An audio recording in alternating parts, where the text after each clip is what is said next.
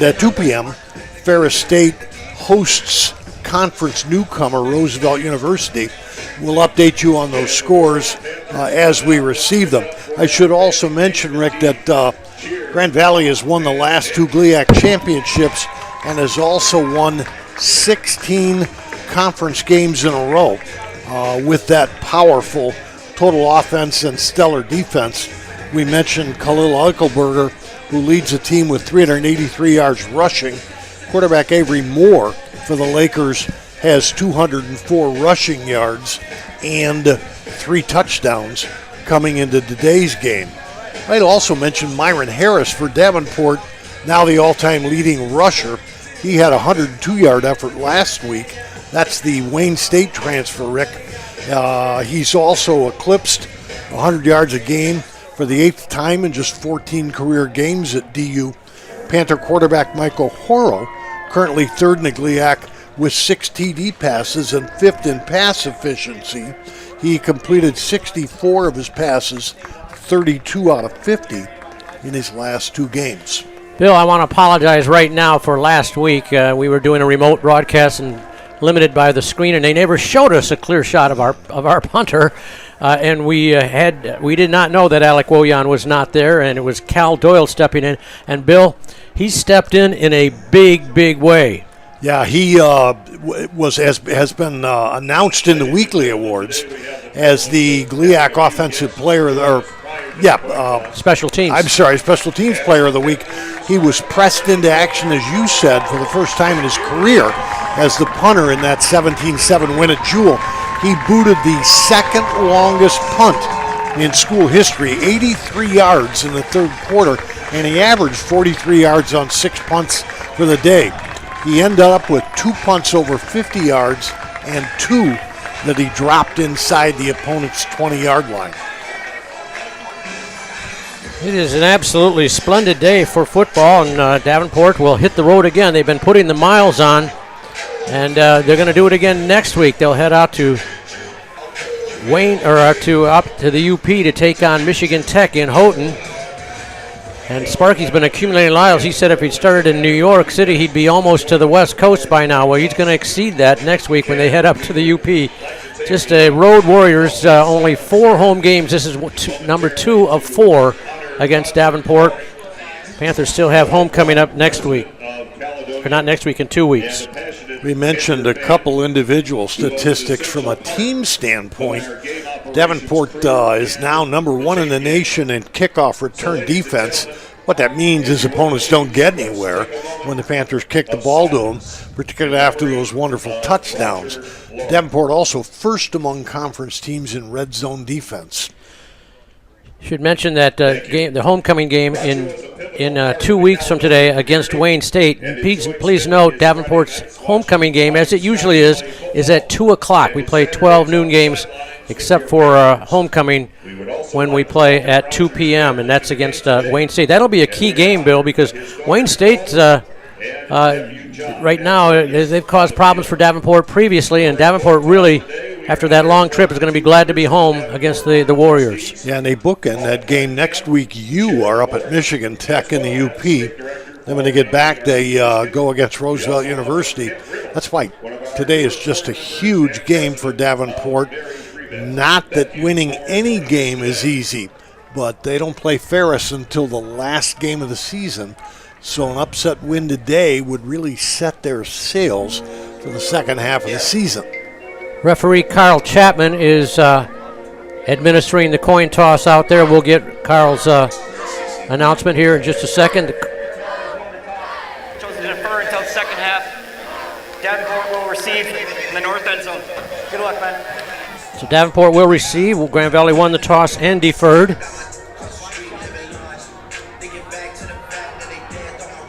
Players nicely shaking hands with about 1:40 left to go until the kickoff.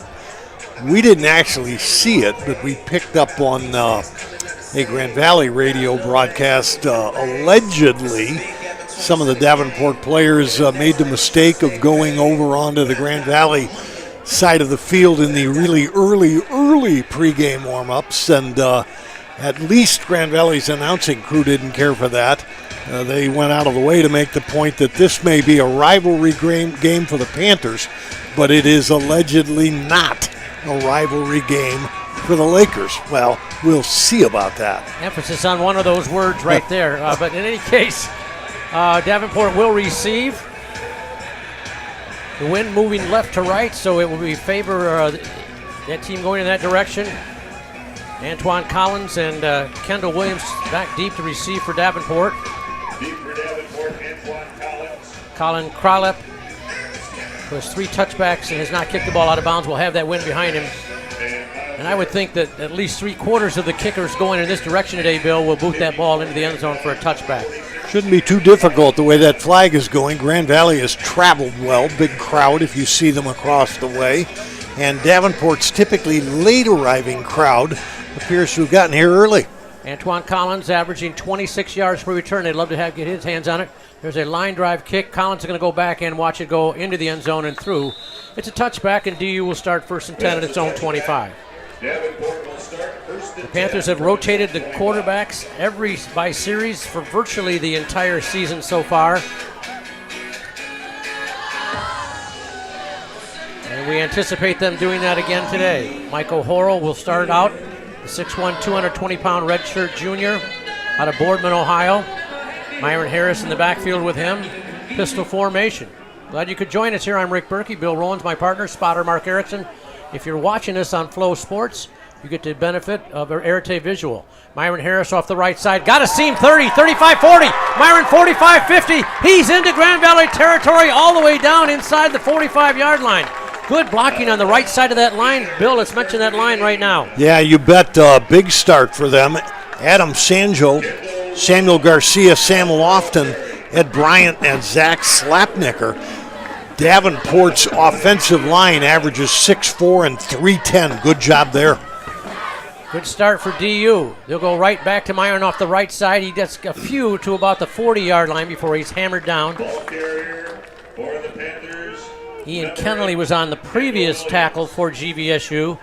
The tackle made This by time, Panthers, number 48, Anthony Cardoman. Anthony Cardamone.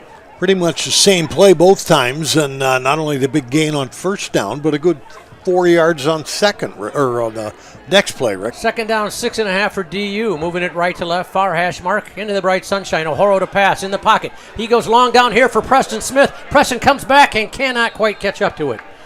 Mike had to throw it right into the teeth of that wind, Bill, and it did knock it down. Yeah, Preston had half a step. He was covered by Kennelly for Grand Valley.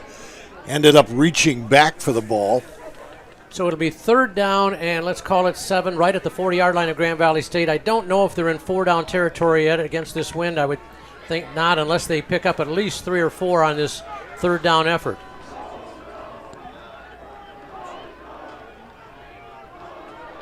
Myron Harris stays in that backfield on 3rd down. O'Horo to pass. He's looking. He fires it over the middle. Caught for the 1st down. 35 and right down to the 33-yard line. Pass is complete. It was tight end Clint Walker out of Middlebury, Indiana, made the catch and moved the chains. Brought down by Hayward. Nice grab by Clint Walker. His first catch of the year is a big one and moves the chains for DU. Yard more than he needed for a 1st down.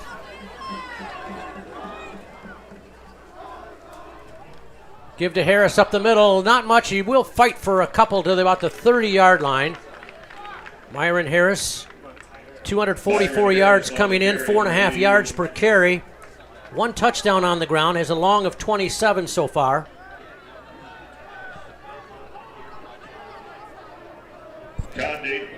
Let's give him 2.5. Call it 2nd down and 7 for DU. O'Horo to pass again. He's looking. He's being flushed out. He's going to be sacked all the way back outside the 40-yard line. Big 92, Jack Gilchrist, the senior out of Mason, Michigan, got in there, and Mike didn't have much of a shot to get rid of that one. He dropped back a couple steps and then hesitated, and you knew he was in trouble immediately. Got squashed a little bit, and that'll make it, 15 yards for the 1st down. 3rd and 15. Again, teams going right to left as you look at it. We'll be throwing into this fierce wind. Man in motion left to right. Delayed handoff up the middle. Harris got a seam across the 35, near about the 33-yard line. Bill, it's going to be too far to, I think, attempt a field goal against this wind. There'd be no problem trying it with the wind with Brandon Gilo. Yeah, you know, Sparky wants the fast start, but he would be kicking kind of right into a crosswind. Well, we've seen a couple times Mike O'Horo go in the pistol formation, take a step back, and do a little pooch punt. On 3rd down and 11, let's see if that happens again. Mike calls a signal, turns and gets the secondary call. Make that 4th and 11 for DU, so he might have a punt situation here. Now he shifts Harris to his right. Play clock at 3. O'Horo takes the pass in the pocket. He's going to throw a comeback for Preston Smith, and it's over his head, incomplete. Grand Valley holds, and they'll get the ball on downs. Don't know if there might have been a little miscommunication there. Smith came back for the ball. O'Horo threw it further down the field, so over his head by about 4 yards. And see if we are going to punt the ball. Hard to tell right now. Davenport's players looking at the bench for instructions. Grand Valley appears to be bringing its punt receive team on. I'm sorry. 1st down for Grand Valley. So here come the Lakers in the white uniforms with blue numerals. Avery Moore, the quarterbacks, had a solid season. They've also played Ike Udengwo at quarterback. 1st down, handoff off the right side, and up there, a hit for right at the line of scrimmage, and maybe a loss. Well, you mentioned they're going to run the ball a lot. Khalil Eichelberger, their top rushing man, not only on the team but in the GLIAC, hit for a 1-yard loss. Nice hit over there by Latrell Scott, the redshirt sophomore from Chicago. Latrell Scott, one of 3 solid linebackers for Davenport. They were there immediately, anticipating the early run. 2nd down and a long 10. They shift the man over from a slot position. That's the tight end, Gavin Kasu. Option left, he'll flip it out here, out on the flat, caught at the 35 to the 40, near the 1st down, and brought down about the 43-yard line. Cameron Grothaus on the tackle, little swing pass on the left side, Rick. Drew Peterson on the catch. Brought down by Grothaus, but he's just shy of the 1st down. 3rd down and 1 for GVSU. We're just underway, 4.5 minutes in. Davenport and Grand Valley scoreless here at Davenport.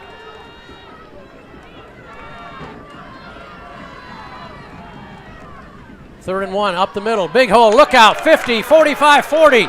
This is Eichelberger, 25, 20, 15, 10, and he's run out of bounds inside the 10-yard line. That was just straight power before Chris Thompson finally ran him down. Eichelberger bursting through the line. Looked like he was going to pick up 1 or 2, but Davenport came way up, and so there was nobody there once Eichelberger got through. 51-yard run, the longest of the season for Khalil Eichelberger. As they scrimmage from the DU 5. 1st and goal from the 5-yard line. He's got 2 backs in there with him now. One of them, Drew Peterson, might go to a slot. Now they go to the I formation with Eichelberger, the deep back. 1st and goal from the 5. They'll give it to Khalil. He's off the left side. He's going to fight for 4, maybe the 3-yard line. Eichelberger, 6.5 yards a carry, has scored 5 touchdowns on the game. Again, just straight power up the middle for the Lakers so far. And Scott Wooster said that was what he was hoping to do. 2nd and goal from the DU 3. 2nd and goal from the 3. Now Moore will go over center on 2nd down. Eichelberger still the deep back in the I formation. They'll give it to Eichelberger. Jumps to the outside. He's going to be hit for a loss back near the 4-yard line, maybe the 5. He tried the right side that time, and Davenport's linebackers again coming up, almost like the opening play of that drive. Phil Starks eventually making the tackle. A senior from Jacksonville, Florida, big hit. That'll bring up a 3rd and goal from the 5-yard line. Davenport's digging in on defense while Grand Valley sends 3 receivers out wide to the right.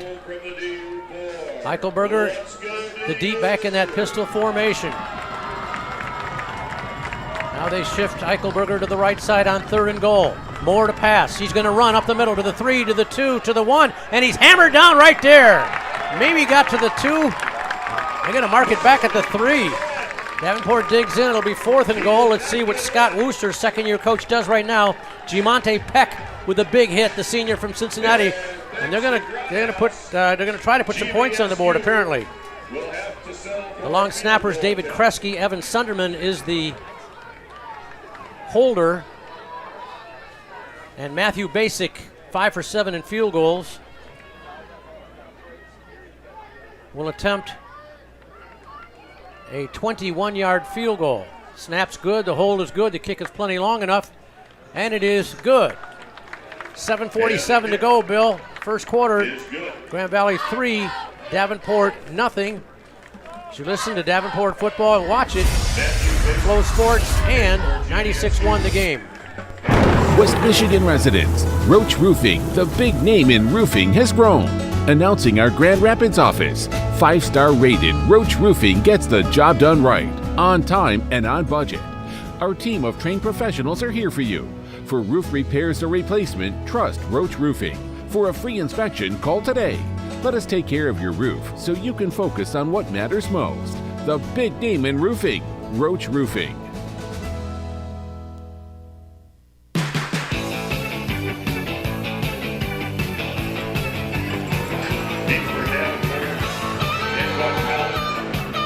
Grand Valley jumps out on top with a field goal, but credit that DUD for digging in on a 1st and goal situation, Bill, and they held him to 3. That's right, Rick. A little bit of good news for both teams. Wooster maybe established his game plan there, particularly with that 50-yard jaunt by Eichelberger, but Davenport stout inside the 10, particularly with Gimonte Peck's big stop on 3rd and goal from the 4, stopping him on the 2. Here's your kickoff.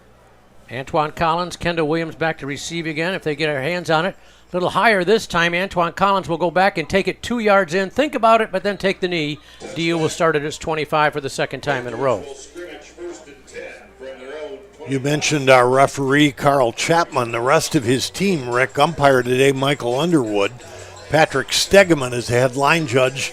Robert Loof, another line judge. Field judge, Larry Jose. Side judge, Jake Paganelli. And the back judge, Shane Smith. Davenport to start on the 25. And DeJuan Mathis in at quarterback in the rotating quarterback situation for DU, the 6'4", 205-pound fifth-year senior from Romulus, Michigan. 3 to the right, 1 to the left on 1st and 10. DeJuan will take a look. He'll throw it long down here. Preston Smith is tied up with the defensive back. Geez, no flag. Those two were just, they each were wrestling. Both number ones battling. Number 1, Preston Smith for DU on offense, and Devin Pringle, the junior DB from Bolingbrook, Illinois, fighting hands by hand there that time, but no flag, no completion. It'll be 2nd and 10 for DU. DeJuan Mathis, by the way, finally healthy. Sparky told us at the coaches show this week at Uccellos of Caledonia.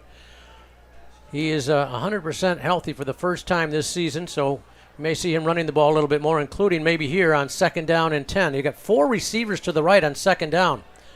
Empty set, and there's a little movement up front. DU will have to go back 5. Left side of the line jumping a little bit early.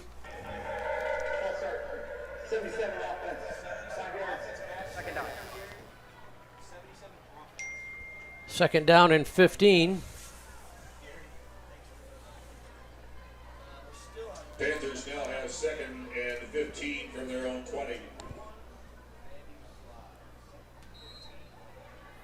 Kendall Williams initially lined up in the backfield behind DeJuan Mathis on 2nd down. They shift him over again. The 4 wide out set remains. Mathis back to pass. He's going to throw long down here for Preston. He goes high and grabs it, and he's got a 1st down across the 35-yard line. Pogo Preston used that jumping ability, went up and got it. Pringle brought him down, but a nice pitch and catch for DU's 1st down through the air. That's shaping up as an all-afternoon battle between the number 1s, Rick, Pringle, and Smith. Smith picking up 1.5 yards more than he needed for a 1st down. He's listed at 5'10", Preston Smith 6'4". That's a 6-inch difference, and again, Pogo Preston can get off the ground with his leaping ability. 1st down, handoff off the left side, across the 40 to about the 42-yard line goes Kendall Williams. Kendall His rush for 47 yards coming in, 1 touchdown. Jake Archbold got him after about a 5-yard gain. 2nd and 5 for DU, 3-0. We'll watch that play again off the left side. Wide out right this time for Dewan Mathis, who'll give it to Kendall Williams, who bounces off one guy, keeps the legs driving, 45-50. Kendall 45-40, he's run out of bounds into Grand Valley territory. Canelli rode him out of bounds, but a nice run for Kendall Williams. That's his longest of the season. Good footwork there. He looked like he was going to get 2 or 3, keep the feet driving, and down the field he goes. 1st and 10 to DU. Back-to-back plays moving the chains. They stay with Dewan Mathis in the pistol formation. He'll give it to Kendall off the right side. Got a little bit of ground initially, but it was covered nicely, quickly by the defense of Grand Valley State. Hold him to a minimum gain of a couple. Niles King, a junior out of Southfield, made that tackle for the Lakers. 3-0 Grand Valley State. We've got 6 minutes, just under 6 to go here in this first quarter here at Davenport. DU 3-1 on the season. Lakers number 2 in the nation with a perfect 4-0 mark. Preston Smith is wide to the left on 2nd down and 8. Delayed handoff. Nope, he's going to take it off. He's going to throw it down the right sideline. Back shoulder throw. Caught near the sideline. Was he in bounds? They're saying it's a catch.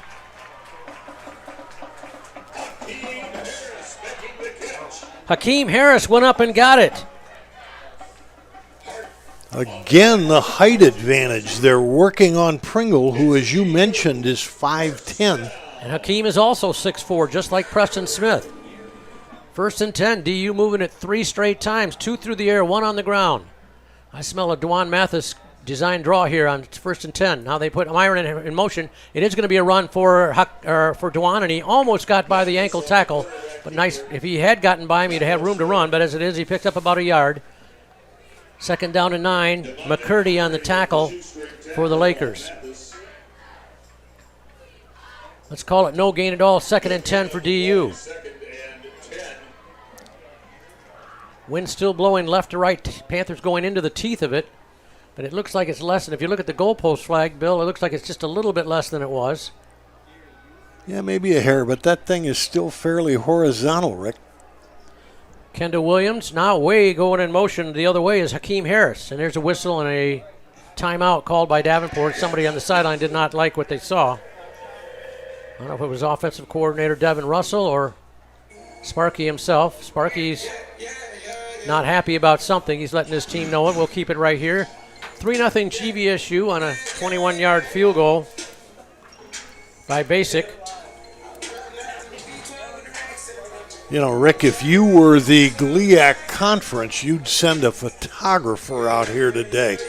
Just a beautiful day, sunny skies, both sides of the field full of fans. Grand Valley side, I'd say 90% full. Davenport side, which we don't pick up on the camera, probably about the same. And you've got recruits ringing the field for Davenport, all those red T-shirts, and a bunch of other fans standing in front of the no standing here signs. And you've also got the interesting contrast of colors, Bill. Yeah, just the bright, beautiful. Bright red for Davenport pants and shorts and bright white for GVSU on both sides as well. 2nd and 10 for the Panthers. Mathis, handoff, left side. Williams cuts in, gets across the line to about the 20, maybe the 19-yard line. You know, that's the same play they were starting before they called timeout. Jack Gilchrist on the tackle for the Lakers. Kendall Williams, a 5'8", 165 grad student.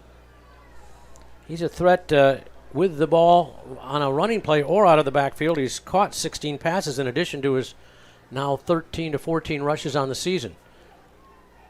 3rd down and about 7 for DU, moving it right to left, back to pass. Dewan, he's going to throw it deep down in the corner of the end zone. It's way overthrown, and it's intercepted in the corner of the end zone. Picking it off that time was Therese Reed, the junior DB from Indianapolis, and DU's drive comes to an end. And that is Dewan's first or his second interception of the season. right corner of the end zone. Don't know what happened. Davenport had the taller receiver, but he slowed up, and the little fella from Grand Valley kept going as if the ball was thrown to him. Picked it off in the corner of the end zone. First down for Grand Valley now. They get it back. DU moved the chains well there, but again, I think there was a little miscommunication between the receiver and the quarterback. Kenneth Jones in the backfield now. They send him in motion. Moore to pass in the pocket. He steps up. He wants to run. He's going to go to the right side, try to get around the corner. He's hit right at the 25-yard line. Made a nice run. He would have gotten more had he gotten past that, but Avery Moore brought down by LaKen Nettles, the senior out of Covington, Georgia. Moore fought off a blocker. He was one-on-one there with an aggressive quarterback coming at him. Pushed him out of the way. Avery Moore is a 6'2", 230-pound senior from New Lothrop, Michigan. He's going to throw it again. He's going to brought down just across the line of scrimmage. Someone almost got a sack there. They had his jersey back behind the line, but he did fight through. Nice job by Moore, making the tackle Kennedy Nelson, the junior out of Raleigh, North Carolina. He's a little bit shy of the line to game. Let's call it 3rd and 1 at the 29-yard line. Along with Christian Jones.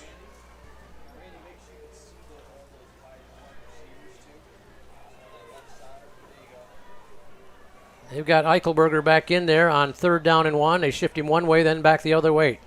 3rd and short, Davenport defense digging in. Moore takes the snap. He's going to run right. He gets across the line, gets the first down to about the 33 before they run him out of bounds. Moore on the QB keeper.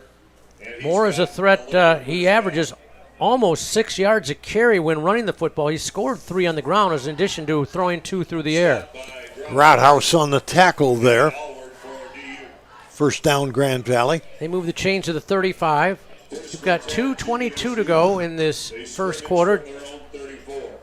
21-yard field goal by Grand Valley's Basic, the only points of this game so far. Back to pass Moore. He's going to throw deep down the sideline. Little back shoulder throw incomplete. He was looking for Jordan Johnson. Coverage over there by the Panthers' Chris Thompson. Bakersfield, California native on the coverage. 2nd down and 10. Again, Grand Valley has that win behind them, so I would expect, as much as they want to run the ball, Bill, they may put it up more here for the final couple minutes that they have the win at their back. Man in motion left to right is the tight end. A big hole up the middle across the 40 to about the 43-yard line. Looked like that might be bigger than it was. But it was Kenneth Jones, who's rushed for over 200 yards and almost 5.5 yards per carry this year on the carry. Jamar Mills, the junior out of Lansing, Michigan. Went to East Lansing High School, made the tackle. Now they're 3rd and 1 for the Lakers. They just converted on 3rd and 1 on the design run by Avery Moore.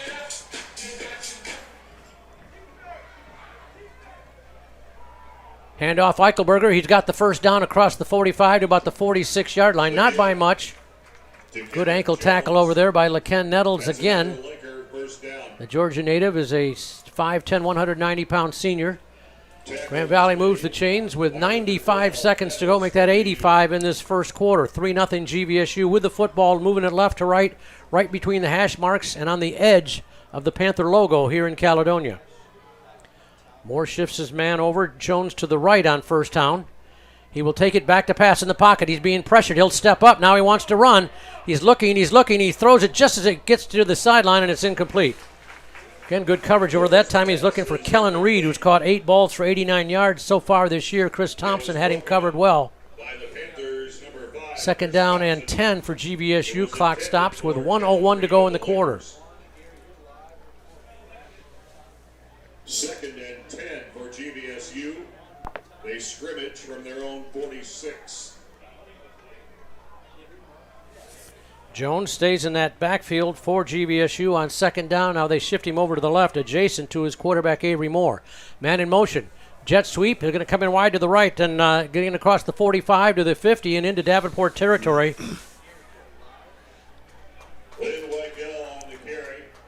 Lynn Weichel, the sophomore wide receiver, on that carry on the jet sweep. They mark him down at the 47. Diamond Evans, the senior from Orland Park, Illinois, made the tackle. 3rd down and 3. They shift Jones to the left on 3rd down. Man in motion is Peterson. Back to pass. He'll flip it over the left side. Caught at the 40. Look out. 35-30. This is Jones to the 25-20. Breaks a tackle, and he's run out of bounds inside the 20-yard line. Cameron Grothaus finally brought him down. That's the second time they've brought him back out of the backfield and hit him in stride for a big first down. We'll see it again.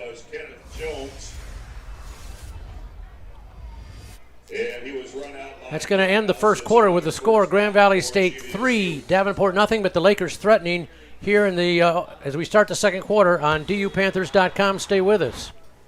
Into the first, 3-0. Johnny's Pizza King in Cutlerville at 6629 South Division, just north of 68th, is the perfect place for your meal tonight or anytime with fantastic homemade food. Serving the community for 42 years, Johnny's Pizza King has the pizza your whole family will love. The cheese, sauce, crust, and toppings tell you instantly why they're the king. And if you're up for a challenge, take on their The King Pizza with 10. That's right, 10 different items. But Johnny's Pizza King is more than just great pizza. Check out their subs, pasta dishes, chicken wings, and tenders too. They deliver within 5 miles of the restaurant, and they stay open late until 11 p.m. Sunday through Thursday and until 1 a.m. on Fridays and Saturdays. Mention that you heard this commercial during the game and you'll receive $5 off on a purchase of $20 or more. Call Johnny's Pizza King at 281-2322. Visit them online at johnnyspizzaking.com or find them on DoorDash and Grubhub.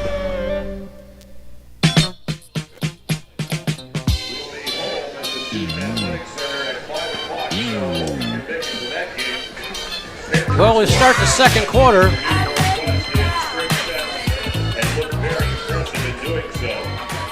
Davenport trailing 3-0, but Grand Valley State is threatening here with the ball at the 22-yard line of DU and a 1st and 10 for the Lakers.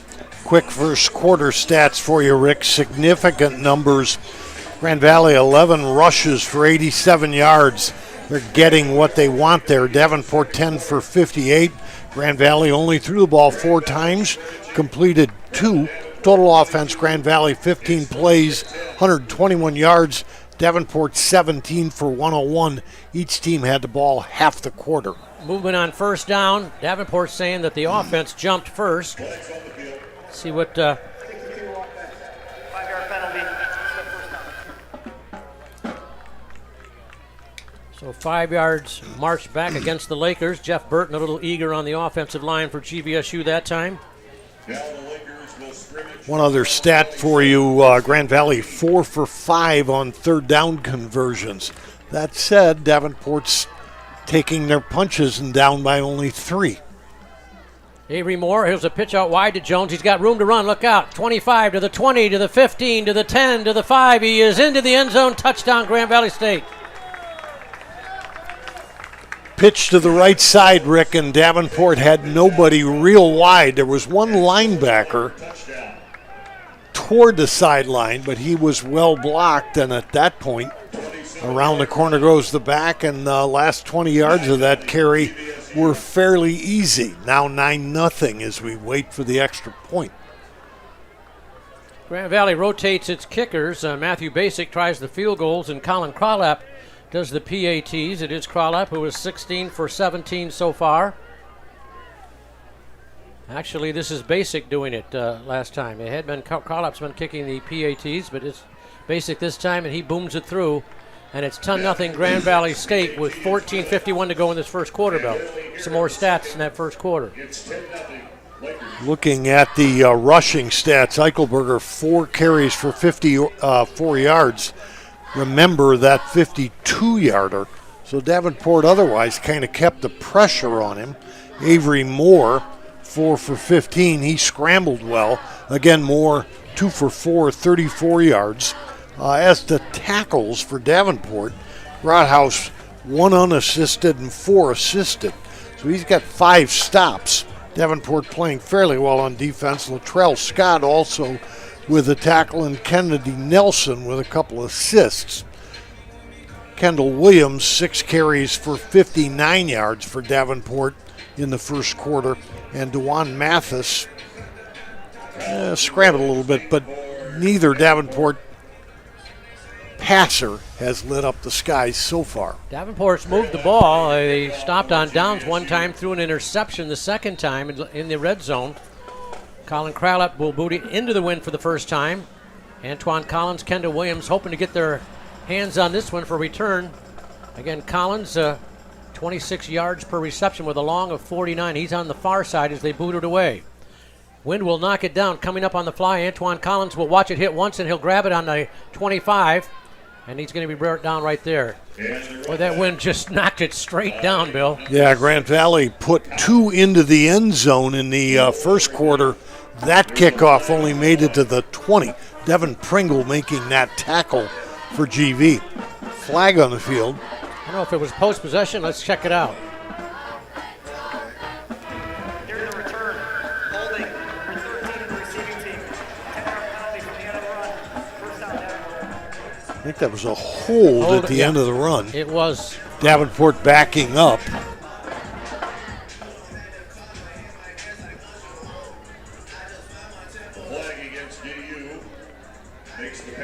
Yeah, first quarter stats, 121 to 101, as you said. Davenport has not punted the ball. Michael Horo back in on the rotating quarterback. Sends 3 to the left, 1 to the right. Empty backfield for Mike out of Boardman, Ohio. Takes the snap. He's a design run right up the middle. Got a seam across the 15 to the 20 and falls ahead about the 21-yard line. Good run that time by Mike. He's rushed for 32 yards and 1 touchdown this year, in addition to his 6 touchdowns through the air. He got 8 yards there. Cardinone made the catch, or made the tackle that time for GVSU. 2nd and 2 for Davenport, trailing 10-0 with 14:21 to go in the first half. Left to right go the Panthers between the hash marks on this sunny and windy day here in West Michigan. Handoff left side, running wide across the line of scrimmage, and that's about it. Kendall Williams did not get the first down. He only needed 2, and he got maybe 1. The tackle by number 20, Kennelly, for the Lakers. Kennelly again on the tackle for the Lakers. It'll be 3rd down. Let's call it 1.5. It's a long one. 3rd and about 2.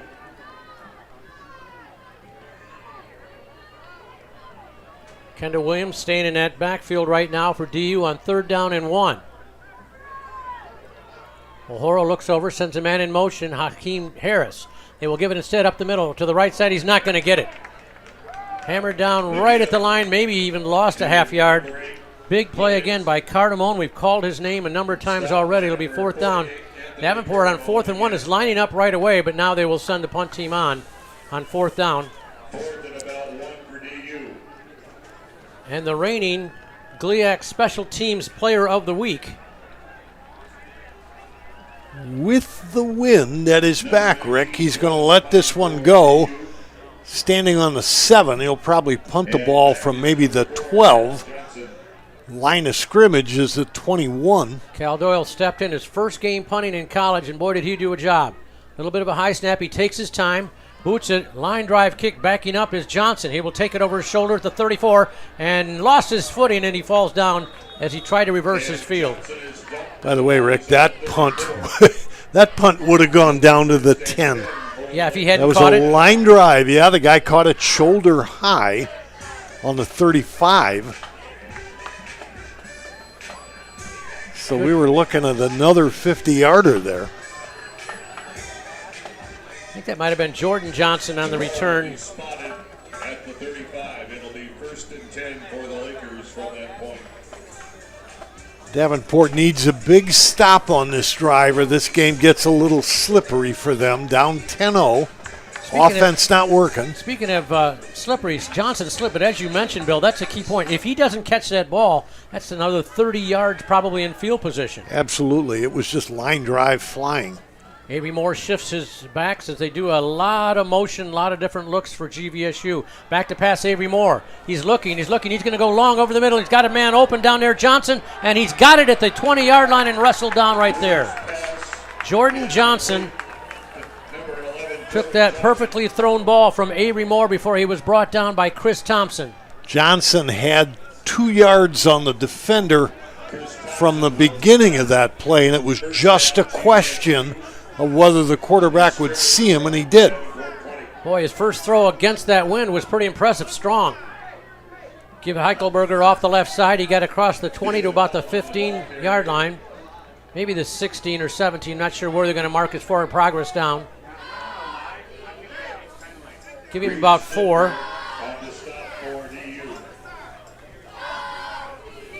Austin Allward and Snitker in on the tackle for DU. David Holloman in the backfield for the first time for GVSU on 2nd down and 7. Avery Moore's going to keep it on the design run up the middle. He's got room to run across the 15 to the 10, cuts to the outside, and he's inside the 10-yard line, 1st and goal. Good patience that time shown by Avery Moore. The hole wasn't there initially, Bill. Once he got to the line of scrimmage, he waited for one block to open it up, and Kennedy Nelson finally brought him down, but not till it's 1st and goal. We've got a shaken up Panther. Injured Panther on the field. We'll check that out. Looks like an ankle maybe on one of the linemen. Diamond Evans, I think, is shaken up down on the field. Why don't we take a break and come back with more here on DUPanthers.com and 96.1 The Game. Davenport football fans get a closer look at the Panthers program each week on the Davenport Football Coaches Show. Wednesday nights at 7, head coach Sparky McEwen joins Rick Berkey on the air to review the previous game and look ahead to the next opponent. Coach McEwen also brings a player each week to be interviewed. Broadcast from Uccello's in Caledonia, the show can be watched live on the official YouTube account of Davenport Athletics or viewed later on demand. It's a great way to stay connected to the Panthers team and get pumped up for the upcoming game. Catch the Davenport Football Coaches Show Wednesday nights at 7 throughout the football season.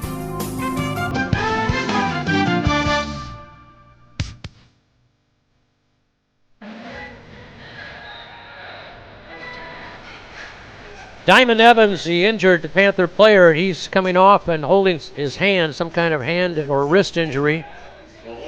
But it's 1st and goal for Grand Valley State, already leading Davenport 10-0. 12:05 to go in this first half. Eichelberger, the deep back in the power I formation, the pistol actually. Now they move him over to the left, so 2 backs there, and they move 1 out. 1st and goal from the 8. Moore will take it, back to pass, a little flare pass out here for, caught beautifully by Eichelberger inside the 5-yard line. Boy, I thought he threw it too high. Eichelberger reached up and tipped it to himself, but there is a flag on the far side. And it might be, I think, did I see offensive interference, the temporary indication? Groothouse made the tackle for DU. That'll be a strange call if it's offensive interference, Bill, because... Wrong side of the field as to where the ball was. Let's listen. No, they're going to take it away. That's why it seemed kind of strange. But, boy, what a catch that time by Eichelberger on a pass that was high and away from him. He tapped it to himself. He gets down to the 3, 2nd and goal from the 3. DU trying to dig in. Grand Valley trying to add to its 10-0 advantage here. About a quarter of the way into the second quarter here at Davenport.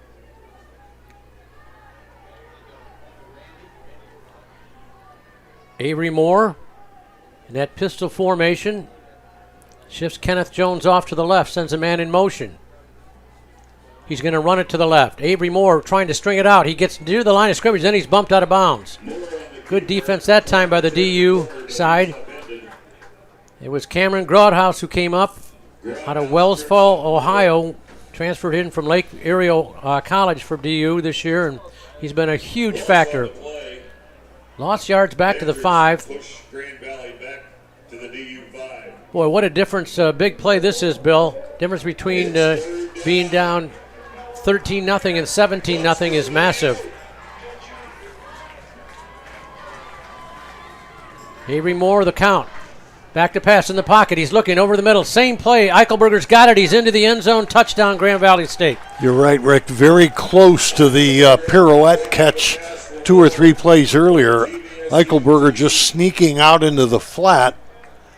Caught the ball on about the 2-yard line and just waltzed in. He's kind of thick looking when he runs, but there he only had to go 6 feet after he caught the ball, and Davenport's corner was tied up with another receiver in the left side of the end zone. So now 16-0 as we await the PAT. Not good news for Sparky's kids. Basic will attempt the PAT with 10:37 to go in this first half. The kick is on its way, and it's right through the center. 17-0 in favor of Grand Valley State. Bill Sparky told me the team that Grand Valley that they're going to face this week, he said they're very methodical. They don't try to fool you a whole lot. They line up, they run right at you. And that's what they're doing right here. And again, the biggest problem that Davenport's having is that same play we just mentioned. 4 times, I believe, they've brought the back. They fake 2 in the back, and back come out of the backfield for a little short pass that's just barely across the line of scrimmage. A couple times they've busted it for big plays. A couple times for key plays. Yeah, they're tying up Davenport's corners by sending the wideouts down the field, and the backs just keep sneaking in underneath. And Rick Berkey, as to your point about methodical, Grand Valley has only thrown the ball 8 times.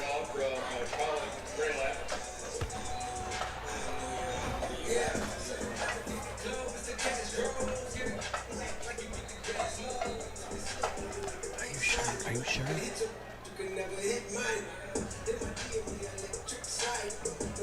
Kralap will be kicking into the breeze.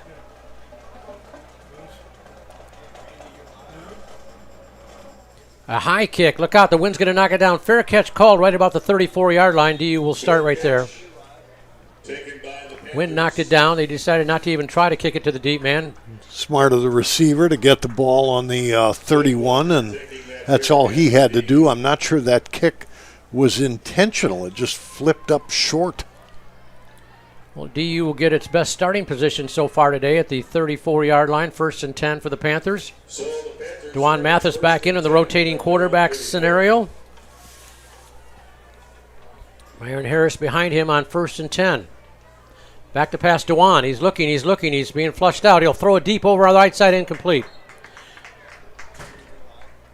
He was looking for tight end Clint Walker, the sophomore out of Middlebury, Indiana, but the pass was wide to the left. Yeah, Walker was leaning toward the sideline, and that throw went more toward the middle of the field.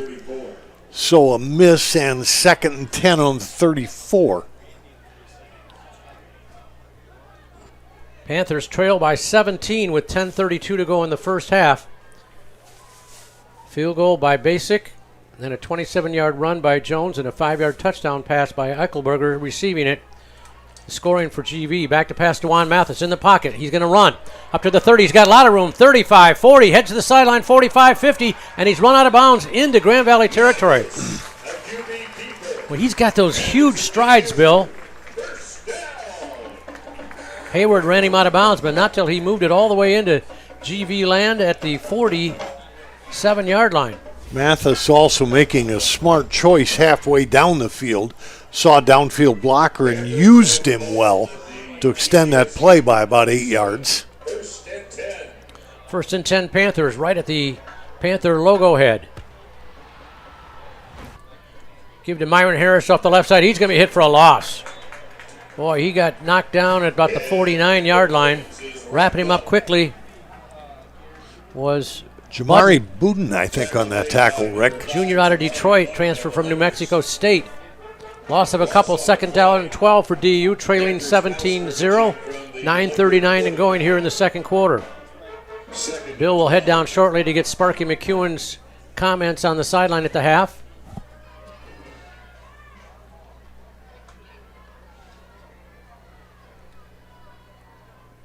Motion man to the right, back to pass is Dewan again. He'll throw it over the middle. Caught at the 40 to the 35-yard line. 1st and 10 Davenport. Got just what he needed there. Preston Smith on the reception. Brought down by Jimmy Downs, sophomore out of Lawton, Michigan. Smith just hiding in the middle of the field there till he was spotted. Panthers scrimmaging from the Laker 36. 1st and 10 for DU, which has only punted the ball 1 time. In motion, Kendall Williams, and we get a flag before the snap.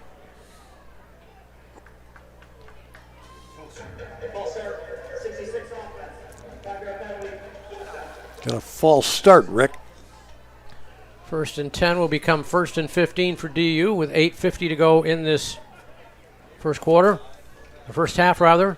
Grand Valley leads the series all-time 6-0. The Panthers scrimmage from the Laker 41-yard line. Lakers have won both previous meetings here in Caledonia. Last year in Allendale, it was all GV 38-0. 1st and 15. Dwan Mathis again back in the pocket. He looks, he throws a deep out pattern. It is caught across the 35 rather, but the 34-yard line. Peyton Carter, the senior out of Shawnee, Kansas. Second grab of the year for Peyton. Nice pickup. He got about half of what Davenport needed from 2nd and 15. Or 1st and 15. It'll be 2nd down and about 7.5. 3 wideouts to the right on 2nd and long for Davenport. Dwan Mathis looks over the defense, takes the snap in the pocket. Looking, now he's flushed out. He wants to run. He's going to run. 35 to the 30. Gets by one man, has run out of bounds inside the 30, but the 27-yard line. Nice run by Mathis, Bill. Got pretty close, and you keep mentioning his speed. DeMonte McCurdy eventually knocking him out of bounds or chasing him out. Mathis tends to avoid contact. 3rd down and 1. They'll bring Myron Harris back in on 3rd down and 1 for DU.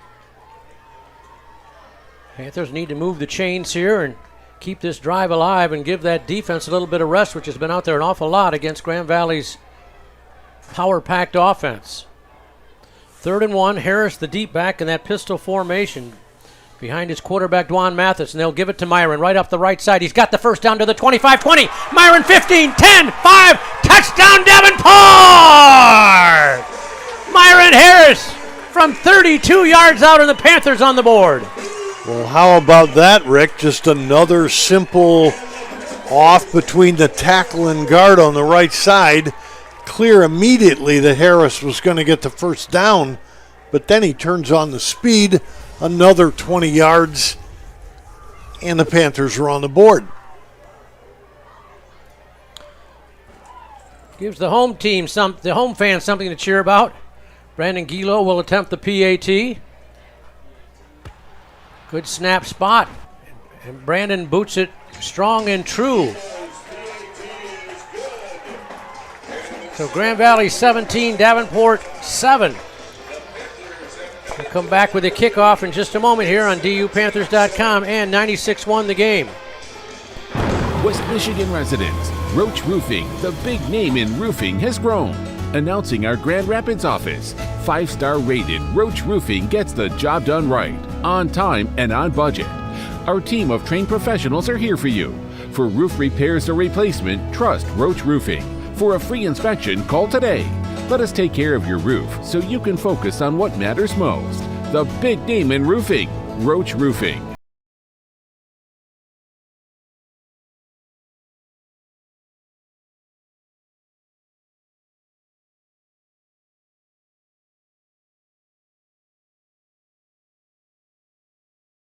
Well, the Davenport Panthers get on the board. 32-yard touchdown dash by Myron Harris.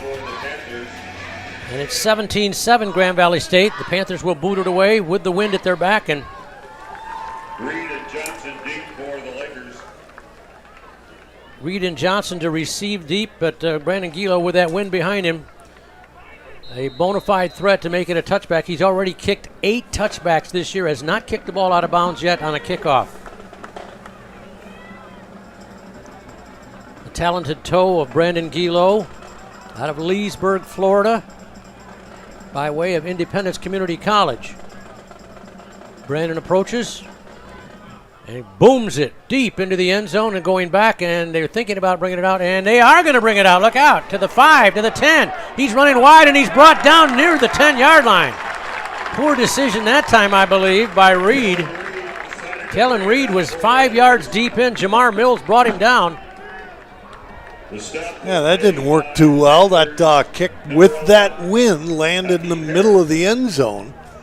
Returner even had second thoughts about taking it out, and then he ran wide, which just took more time as Davenport's defenders came down to crunch him. They'll spot the ball at the 11-yard line. That's where the Grand Valley Lakers will scrimmage it from, leading 17-7. Crowd back into this now with DU on the board, and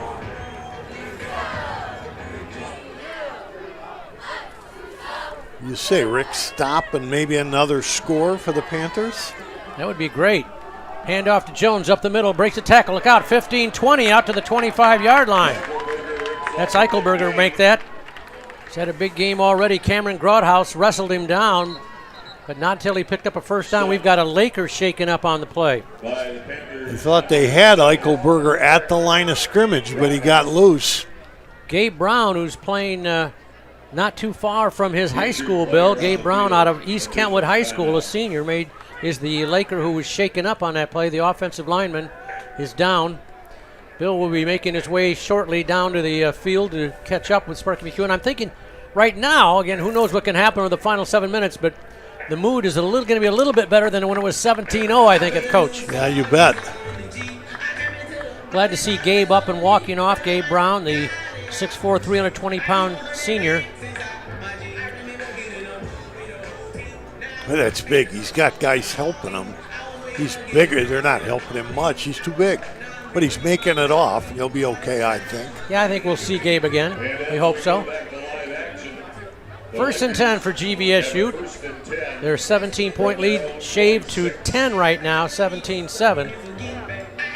6:58 to go, first half. One other score for you, Rick. Michigan Tech hosting Wayne State. They're up 13-7 over the Warriors late in the second quarter. Up in Houghton. They shift Eichelberger to the left on 1st and 10. Avery Moore, that quarterback, takes it, fakes it. Eichelberger rolls left. He's looking. He's thinking about throwing. He throws it all the way across his body. Out here, it's caught at the 35, and a first down about the 36-yard line. I think that's Donovan Johnson who made the catch. Came back against the grain. Niger Finney, the redshirt junior out of Port Huron, made the tackle there. Boy, Moore had all day to throw there, and he trusted his line, and he stayed with it. 1st and 10. Give up the middle. Big hole across the 40 to the 45-yard line, and near the first down once again, Eichelberger. And he has another first down for Grand Valley. Once again, I thought they had him stopped at the line, but he keeps the feet moving. Jamar Mills made the tackle for DU. 1st and 10, GVSU. Eichelberger's 5'10", 225.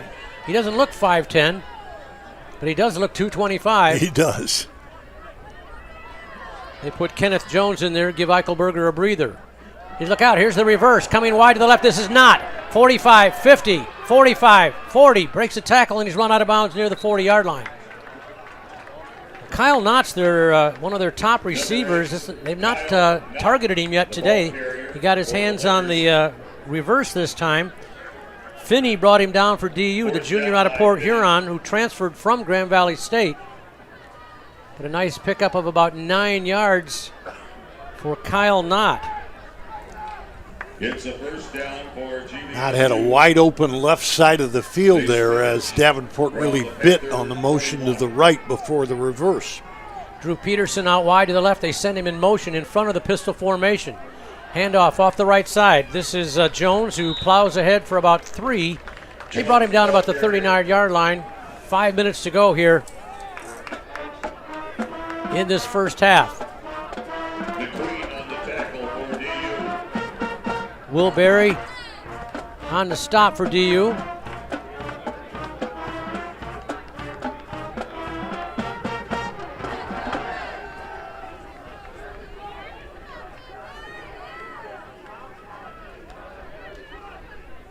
Second and 8. Moore's going to run. He's trying to stretch it out to the right side.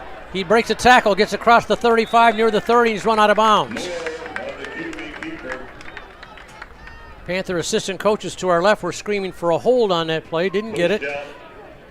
He's right at the down marker, and I think he got the first down. Latrell Scott, the sophomore out of the Windy City, brought him down.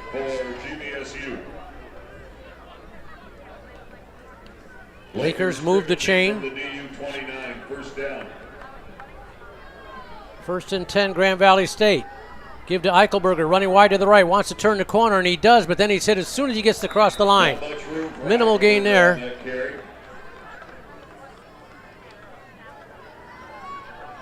Only had a couple penalties in this game so far, so it's been pretty cleanly played. Jamar Mills, the redshirt junior out of East Lansing High School, makes the tackle for DU. Call it no gain at all. 2nd and 10, clock moving, 3:37 to go first half. Mills making his way down to the field to catch up with Sparky McEwen at the half. 3 receivers left, 2 right for GVSU. Between the hash marks, back to pass Avery Moore. Good protection in the pocket. He throws it over the middle and it's caught for the first down inside the 15 near the 10-yard line. Making the grab. Brought down was Grouthouse on the tackle. Kenny Owens caught the pass. The stop was made by the Panthers, number 7, Grouthouse. First and goal. First and goal for GV. Handoff left side to the 5, to the 4, to the 3 maybe. Plowing ahead that time. Eichelberger carried a couple tacklers that time. Stopped by the Panthers, number 11, Jamar Mills. Jamar Mills brought him down, but he moves it inside the 5. They'll say his knee goes down. From about the DU 3. Call it the 3. 2nd and goal from the 3. 2.5 to go. No time factor at all. Avery Moore fakes the handoff, throws it in the corner of the end zone, incomplete. Well over the head of the intended receiver. Looking for Jordan Johnson. Jordan Johnson. It's sailed down to the end zone, incomplete.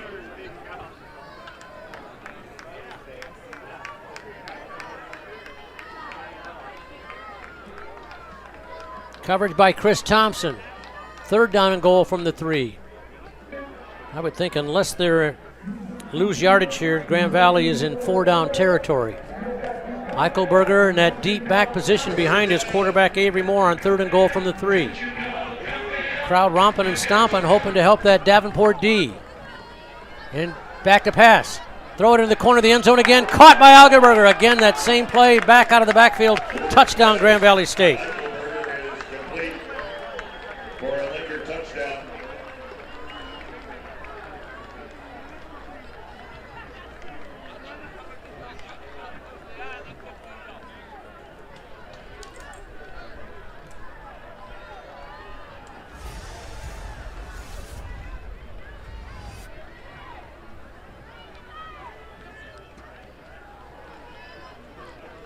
Basic will attempt the PAT here.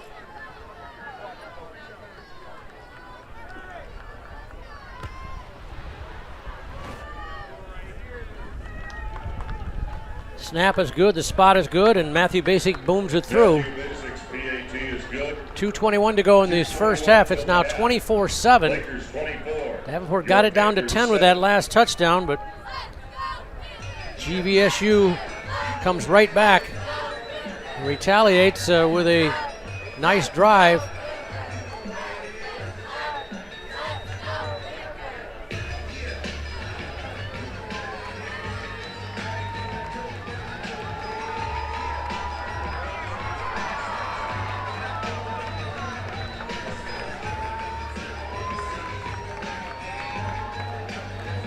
(24-7) GVSU with 2:24 to go in the first half. Colin Kralap will boot it away. Last time he booted a short high kick. Like Bill mentioned, we're not sure if he did it by design or if the wind just knocked it down. Kendall Williams and Antoine Collins back deep to receive. They're standing up almost to the 10-yard line with a kick going into the wind.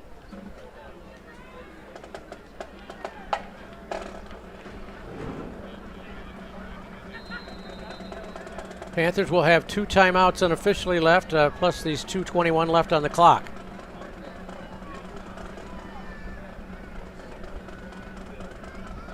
Kralap approaches it.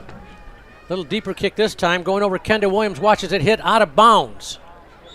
So Davenport will get good field position at the 35 to start what will almost certainly be their final drive of this first half. Last time they marched it down, got it to the 32, where Myron Harris dashed in to pay dirt. So the Panthers will be starting 1st and 10 from their own 35. Dwan Mathis back in at quarterback for DU here.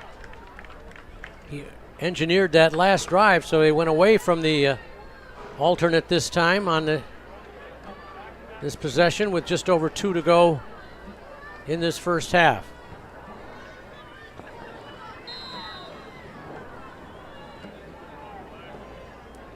Man in motion left to right for Dewan. He gives it on the handoff to the left side and nowhere to go. Kendall Williams in there got the ball and he was swallowed up. He did fight across the line and fell forward, so give Kendall credit on that good effort. He got about 1.5 yards with that second effort. He stays in the backfield on second down, 8.5. And we got a whistle, timeout, or a flag? Oh, we got the 2-minute timeout. I keep forgetting about that. New rule in college football this year. We have reached the 2-minute timeout. A 2-minute timeout. Coming up at half. If you're watching us on Flow Sports, you'll see a montage of highlights from the first half. If you're listening to us on 96.1 The Game Grand Rapids, you will we'll go back to the studio. Jeff Daum will have scores from across the Midwest, across the GLIAC, across the nation, maybe even some high school scores across West Michigan for you. So stay with us either way. And you are listening to Davenport football if you're listening on the radio side to WMAX Grand Rapids, Holland Grand Rapids, 96.1 The Game.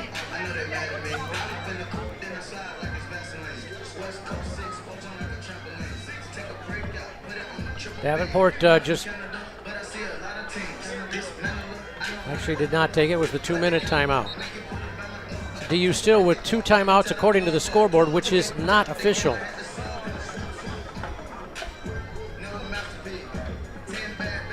Panthers would love to get Dewan Mathis out in the open with those long strides. He had a couple of very nice runs that helped them get that lone touchdown they have in this first half. He's got Williams in the backfield behind him on second and 8. To pass Dewan. Little out pattern. In and out of the hands of the intended receiver. He was looking for Peyton Carter. It was intended for the Panthers, number 84. I'm sorry, that was Keith Namasango, the intended receiver. Junior out of Oviedo, Florida. Cardamone on the coverage for the Lakers. Third down and 8. Davenport, now they got to think about moving the chains so that Grand Valley doesn't get it back in the final 2 minutes here.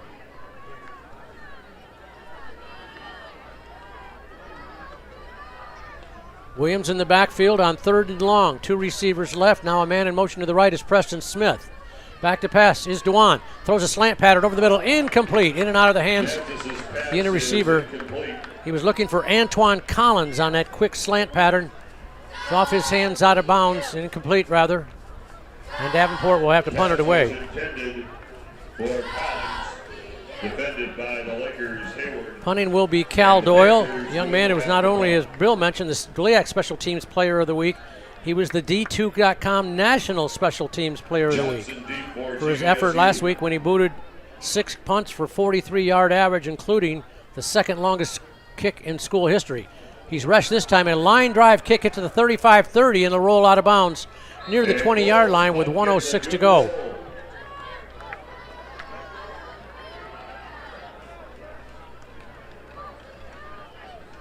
He got about 40 yards on that kick with no return out of bounds. So with a 17-point lead on the ball, 146 to go, let's see if Scott Wooster, the second-year coach who's done a terrific job and won a GLIAC championship his first year heading the Laker program, plays it close to the vest, or I don't think you have to change your strategy. They keep it on the ground primarily anyway with Eichelberger and company.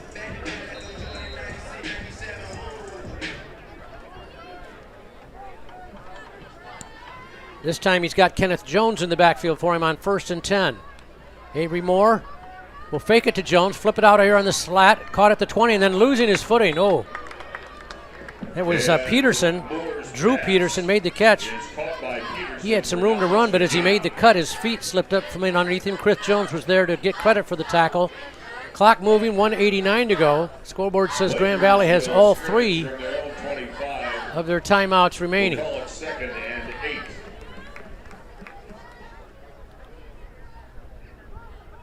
Moore shifts Jones to the right. Now he sends him in motion to the left.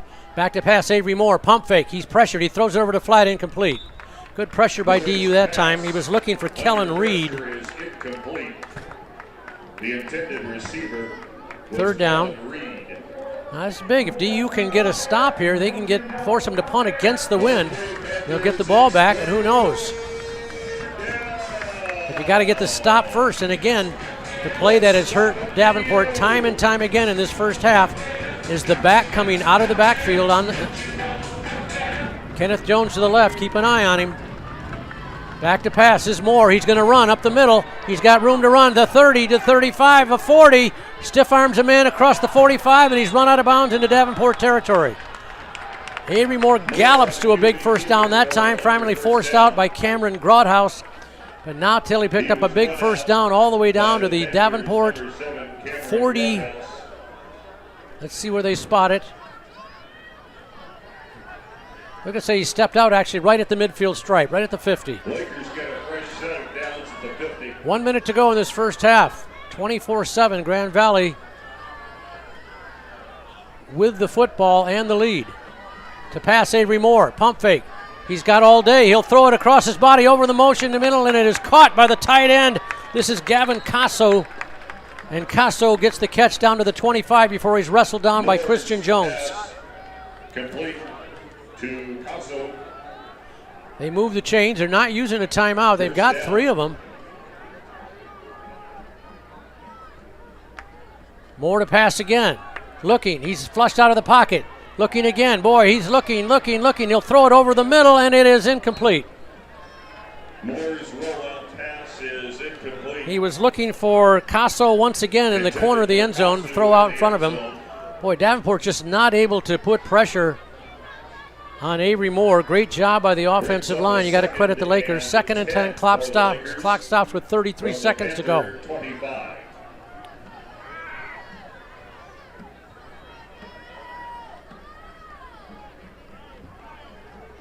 Kenneth Jones in that backfield on 2nd and 10. They shift him over to the right now. Avery Moore with another strong first half back to pass. There's that flare pass out to Jones.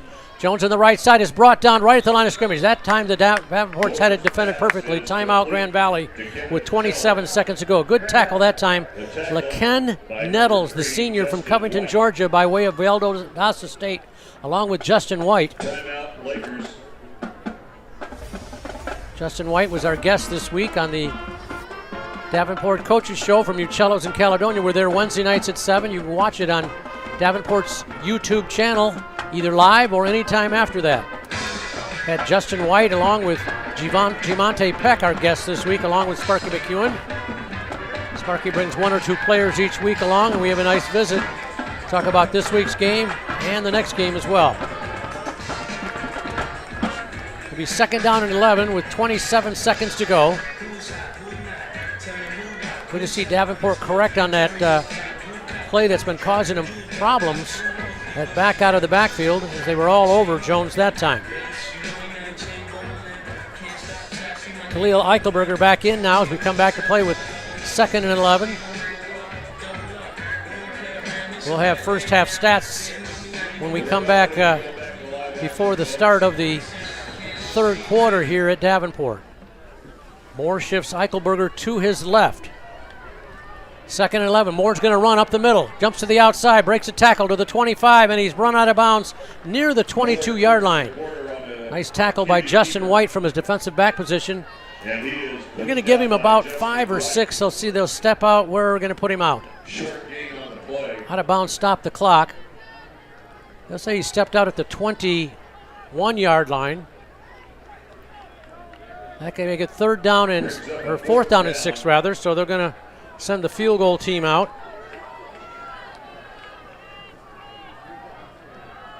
Field goal attempt.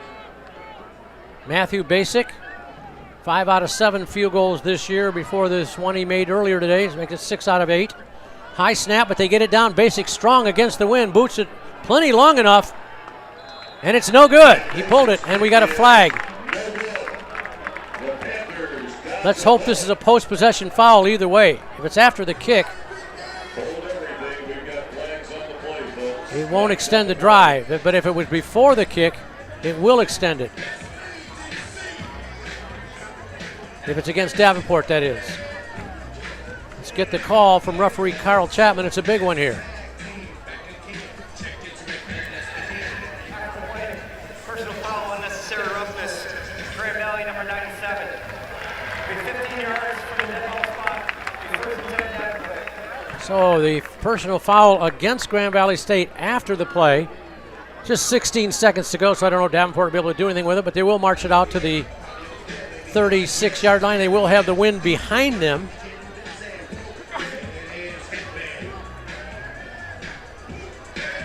Again, at the end of the half, Bill Rowan will collar Coach Sparky McEwen down in the end zone. Get a quick comment on him. Well, with the wind, no reason, I guess, not to go back and fire a deep one. Michael Horo back in.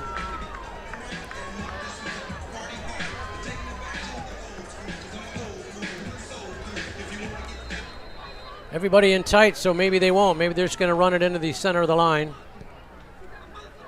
No, Mike's going to pass it. He's looking. He throws a deep out pattern out here, incomplete. He was looking for Keith Nemasango, the junior tight end, but it was way outside his reach. 2nd and 10. Clock stops with 12 seconds to go. Coverage over there by McCurdy, the senior from Birmingham, Michigan, for GVSU. Now they send 3 receivers right, 1 to the left. O'Horo back to pass, design run up the middle. He jumps to the outside to the 40, to the 45, and he's brought down there. Clock will run, and Davenport's not going to stop the clock. Now they do stop it with 3 seconds to go. One more play, timeout, Davenport. I guess maybe this is a chance to practice your Hail Mary play. I'm guessing because normally he'd be a little bit out of reach with this, but not with this wind. Wind still blowing left to right. It's behind DU. More likely, I would expect maybe some kind of screen pass or draw play for DU, hoping maybe somebody could bust one in the open. But unless there is a penalty on this play, this will be the final play of the first half.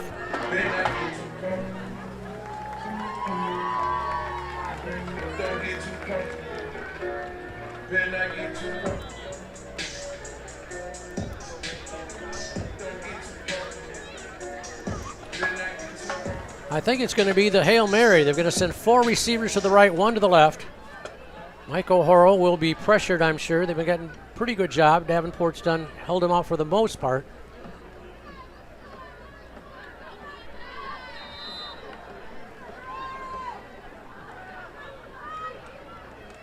O'Horo takes the snap. It's low. He's got it. He steps up. He's going to step up again. He's going to throw it as the horn goes off. A high pass is tipped in the air and intercepted by Grand Valley State. Then fumbled. It's grabbed by the Lakers. They're coming back the other way. On the fumble, back the other way. This is the 45-50 and brought down, and he laterals it back, and Davenport's got it. And Davenport's going to run it back the other way before he's swallowed up by a host of defenders. And finally, the pass was tipped, intercepted by Grand Valley State. We're not sure who. Here's a late flag here. Then after it was intercepted, the man was hit just before the sideline, and he fumbled. It was picked up by a Grand Valley defender. He ran it back about 20 yards before he got it, and he fumbled. Davenport picked it up. They were running the other way.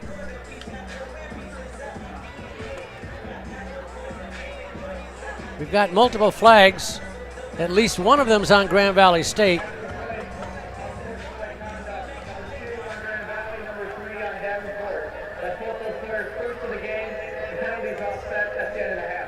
So that isn't the end of half as we hear referee Carl Chapman announce it. So the score is Grand Valley State 24, Davenport 7. As we go to the locker room, Grand Valley State will head out first. Lakers got a 27-yard or 22-yard field goal by Basic to start things out. Bill Roan has brought Sparky McEwen over. He's standing by. Let's go down to Bill on the sideline. We are on the field with Coach Sparky. Sparky, Grand Valley flexing a little bit and getting their short pass game going. Your thoughts on the first half? Well, we've been solid for the most part, but we got to stop the back out of the backfield. I mean, that's the bottom line. They're leaning on us a little bit with the big fellas. And then on offense, we just can't be shooting ourselves in the foot. We're moving the ball, but we're just not able to finish. So what will it take to turn it around the second half? We're going to have to do it. Thanks, Coach. All right, thank you, Bill. Thank you, Coach. Score is Grand Valley 24, Davenport 7 here at the half. Again, if you're watching us on Flow Sports Production, you're going to see a montage of video highlights. If you're listening to it, 96-1 the game. We're going to send it back to the 96-1 studios. Jeff Dawn will keep you posted throughout the half. So again, at the half, Grand Valley State 24, Davenport 7. Stay with us.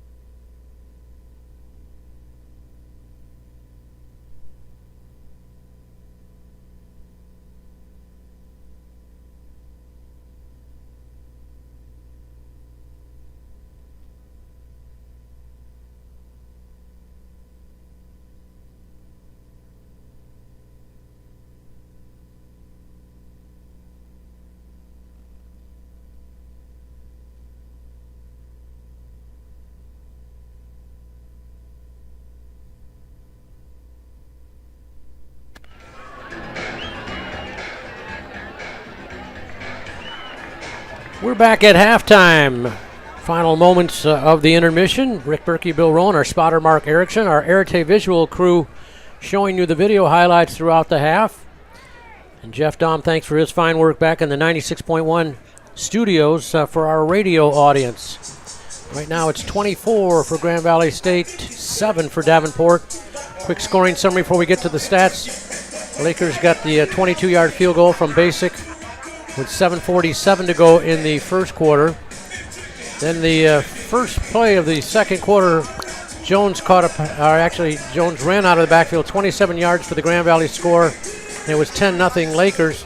They would add another one on a Khalil Eichelberger 5-yard pass out of the backfield from Avery Moore. It was 17-0 in favor of GVSU with 10:37 to go in the first half. Looked like they were going to run away and hide. Davenport, to his credit, though, marched the ball down. Got it to the 27-yard line where Myron Harris got across the line of scrimmage and then exploded to the end zone for the Panthers TD. Brandon Gilo's PAT made it 17-7 Grand Valley. The Lakers came right back, and with 2:21 to go, Eichelberger, another pass out of the backfield from Avery Moore. And Basics PAT made it 24-7 as we go to the locker room. Bill's got some other numbers for you from that first half. Yeah, Rick Berkey, I thought the story of the first half was Grand Valley ultimately doing exactly what it hoped to do. Lakers came into this game averaging 315 yards a game on the ground. They got 2/3 of that in the first half. 24 carries for 209 yards in the first two quarters. Then they got their short passing game on track, not throwing the ball much early, but their quarterback ends up 11 for 16 for 149 more yards.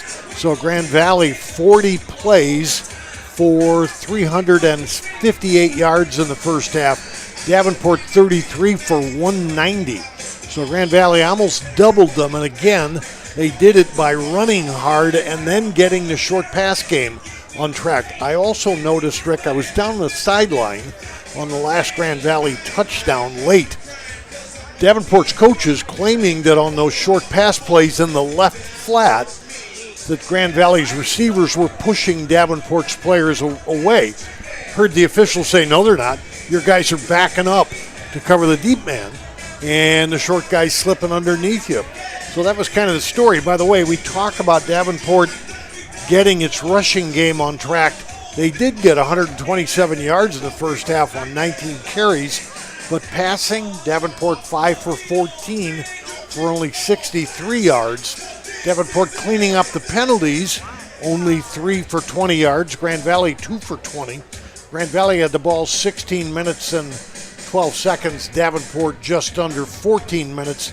And last key stat for you, Rick, last one, third down conversions. Davenport 2 for 7. The Lakers 7 for 9 in the first half. Individual numbers, Avery Moore, quarterback for Grand Valley, 11 out of 16, 149 yards, 2 touchdowns, has not been sacked. For the Panthers, DeJuan Mathis, 4 out of 9 for 56 yards. He has 1 interception. Mike O'Hara, 1 out of 5 passing with 1 interception for 7 yards. Leading rushers, Eichelberger has 85 for the Lakers. Avery Moore, 63 from his quarterback position. For Davenport, Kendall Williams with 61, with a long, of course, 32 on that touchdown gallop. And Myron Harris has 35 yards on the ground. Individual receiving for Davenport, Preston Smith has 2 grabs for 30, 1 each for Harris, Walker, and Carter. For the Lakers, Eichelberger has 3 catches out of the backfield. Kenneth Jones has 2, and then 2 others with 2 and 1. So 5 of their 8 receptions, Bill, have come from running backs. These little guys squirting out of the backfield. Davenport will boot it away to start this second half. Reed and Johnson back to receive. It's well into the end zone, a touchback, and Lakers will start it. Only other score for you, Rick. Michigan Tech leads Wayne State 13-7 early in the third quarter. The only other game under. That's up in Houghton, right? Yeah, that's right. And where we go next week, yeah. You do, anyway. Yeah. Saginaw Valley at Northern Michigan. Northern never tells us their scores. I think they've lost about 14 in a row. Maybe that's the reason for it, but we'll look for them.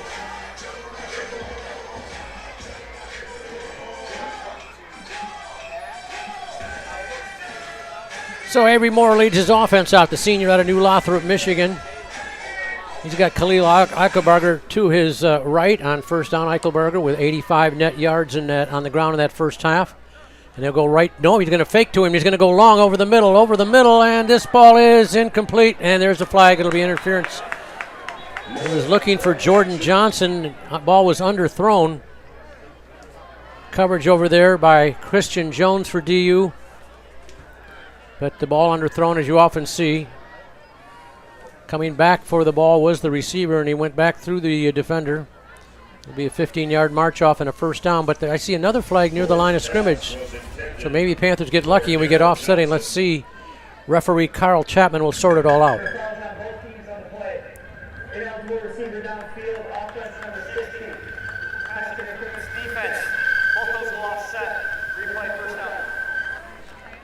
I'm not responsible for that feedback, by the way. That's the referee's mic doing that. So both the interference play and ineligible Laker downfield. So we do it over.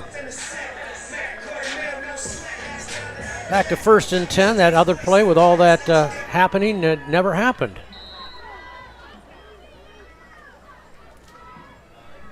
Eichelberger out of Salon, Ohio Moore's going to keep it. He's being flushed out. Running to the right, looking, and he is brought down all the way back at the 10-yard line. That's a sack jack, courtesy of Justin White from his defensive back position.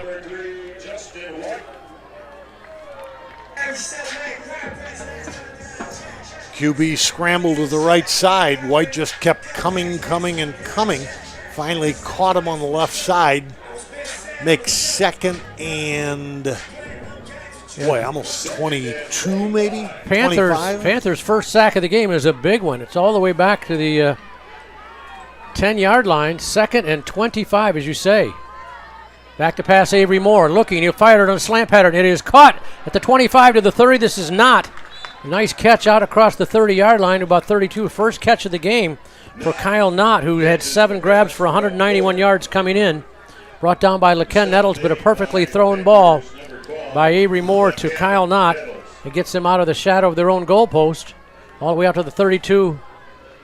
That'll make it 3rd down and 3 for the Lakers. Knott played locally at Jenison High School.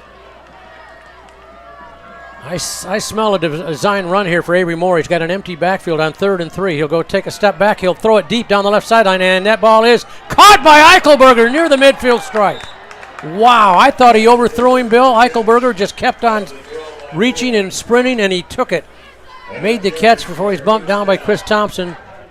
But a beautiful grab. I think Thompson lost sight of the ball, and it was thrown real high, giving Eichelberger time to get down the field. You mentioned his lack of height, relatively speaking, and 225 pounds. He looks like a little tank chasing that ball down the field. Don't tell him I said that, because he is awfully good both on the ground and through the air today. 2 TD passes he's already caught. Panther down, injured. Residents. Let's take a break and come back with more here. Davenport trailing 24-7. West Michigan residents, Roach Roofing, the big name in roofing, has grown. Announcing our Grand Rapids office. 5-star rated Roach Roofing gets the job done right, on time and on budget. Our team of trained professionals are here for you. For roof repairs or replacement, trust Roach Roofing. For a free inspection, call today. Let us take care of your roof so you can focus on what matters most. The big name in roofing, Roach Roofing.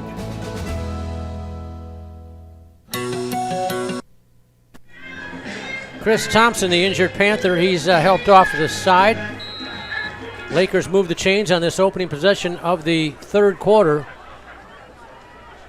Moore shifts his running back Jones over to the left on 1st and 10.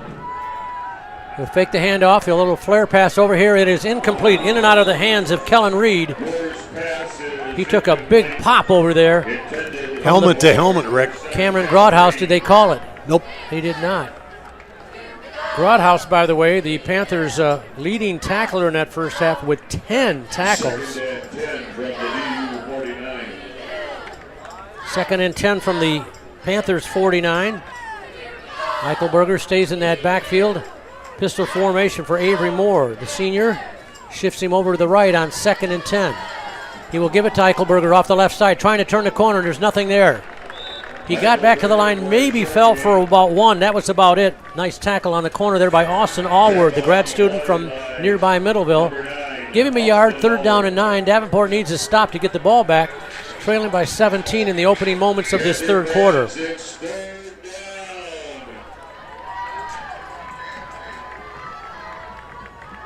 Three receivers right, Moore to pass, the pressure. He's flushed out, and he's going to be hit and dropped back inside the 50-yard line.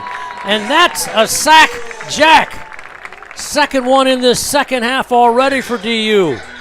This one courtesy of Austin Allward and Reed Snitker. Give him each a half a snack.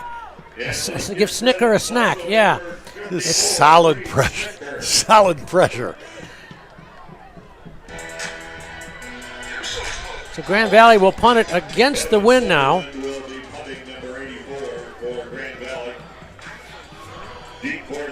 Justin White back to receive. Evan Sunderman, the redshirt freshman.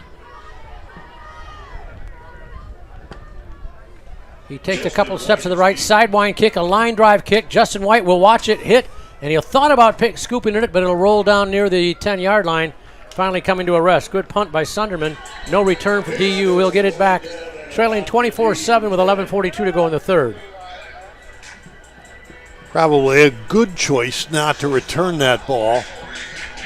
Bouncing wildly and low as it came at the kick returner. Unfortunately, that means Davenport starts 1st and 10 on its, where the ball's right on the 10-yard line. Mentioned Davenport heads up to Michigan Tech next week, 12 noon kickoff. We'll have it on the broadcast on DUPanthers.com and 96.1 The Game. We mentioned Tech currently beating Wayne. Grand Valley goes back home. Here's a design run for Dwan Mathis, left side. Just breaks through and gets about 12 yards. Devin Pringle made the tackle, but a nice design run. Grand Valley goes back home, by the way, next week. They'll take on Northern Michigan at 7 o'clock back in Allendale. Nice 12-yard run for the Panther quarterback, Dwan Mathis. He doesn't take many hits when he runs. 1st and 10 DU. Handoff up the middle. Nothing there. Just barely back to the line of scrimmage goes Kendall Williams before he is swallowed up by a host of defenders led by Jake Urban, the senior out of West Lafayette, Indiana. No gain, 2nd and 10 for DU. Moving it left to right with the red uniforms, red pants, red jerseys, black helmets.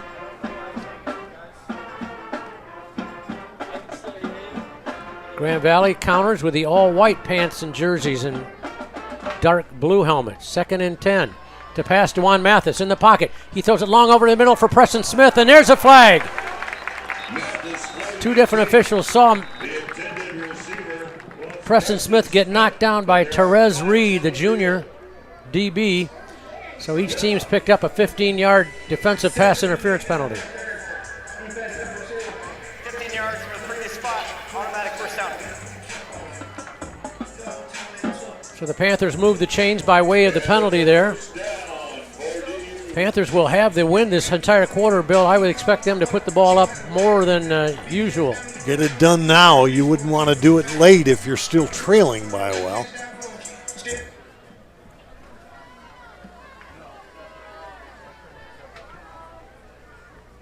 First and 10 for DU. Fake to Myron Harris. Throw out here in the left flat. Back shoulder throw incomplete. In and out of the hands of Preston Smith. Actually, he was looking for Hakeem Harris. Coverage over there by Devin Pringle, the junior for GVSU. 2nd and 10. 2nd down and 10 for the Panthers. From their own Panthers trailing by 17 with 10:26 to go in the 3rd quarter. They're right between the hash marks, just beyond the 37-yard line of their own. Myron Harris in that backfield adjacent to Dwan Mathis on 2nd and long. Design run for Dwan, running left, trying to turn the corner. He's going to lose yardage. Well, it worked last time, but this time they sniffed it out. Jake Archibald senior from Fort Wayne, made the tackle for about a 1.5 yard loss. It'll be 3rd and long for DU. That time Mathis did get hit, 3 different players after him. Haven't seen the Panthers attempt a screen pass yet, Bill. Today might be a good time for it right now. Yeah, they've thrown it 15 times, typically mid-range passes. Myron Harris would be the recipient should they try that kind of screen pass, maybe a tunnel screen to receiver here. 3rd and 11. Man in motion, back to pass to Juan Mathis. Looking, he's flushed out. Flares it out of the backfield. Caught at the 35-40. Myron breaks a tackle to the 45. He's still going to be short by a couple yards, but a good hard run by Myron Harris after the catch and down by 17. I won't be surprised if Sparky McEwen goes for it on 4th and 2. Kobe Hayward on the tackle for GVSU. Hayward got that tackle, but Myron ran him over at the same time, just hit him 4th hard. down. They're going to line up quickly, Bill, and go for it on 4th and 2 unless they're going to try to get him to jump off. And a timeout call by Scott Wooster Grand Valley. I'm guessing he was thinking that same thing. He's going to probably tell their guys to hold their water, that they might not snap this ball. They was trying to draw him off. Although I expect Davenport to go for it here on 4th and 2, down by 17 with 9:11 to go in the 3rd quarter.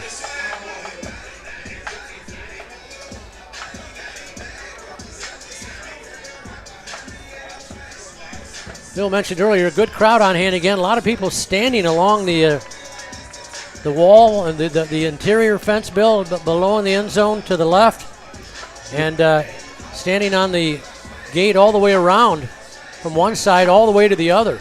If they made them sit down, there would still be only standing room only.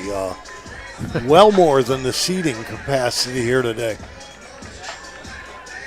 Let's see what Sparky McEwen and offensive coordinator Devin Russell dial up here on 4th down and 2. DU need to move the chains.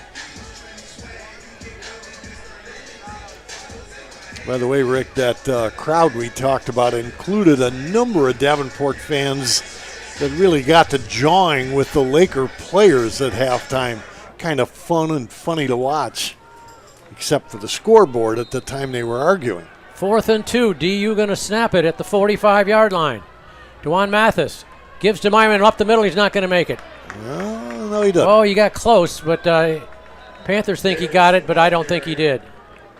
Good effort by Myron. He was hit initially at the line of scrimmage. He fell forward for about 1 yard, but he needed to get 1.5 yards at least. He did get close on second effort, but the ball didn't get there. It's 1st down, Grand Valley State.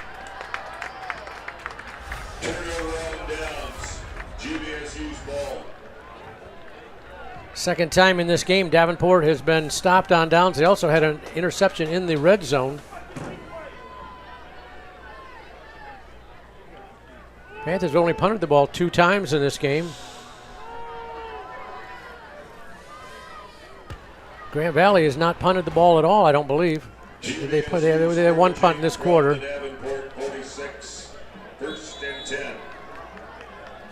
Timeout, Davenport. And he's going to challenge it. Sparky McEwen's throwing the challenge flag out. They must have seen something.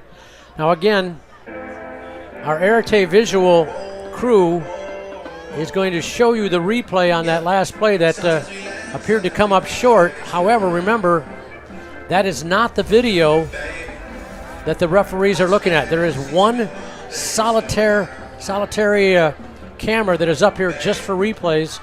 We don't see it. Arete visual doesn't see it. The fans don't see it. So we can't tell you what that shows.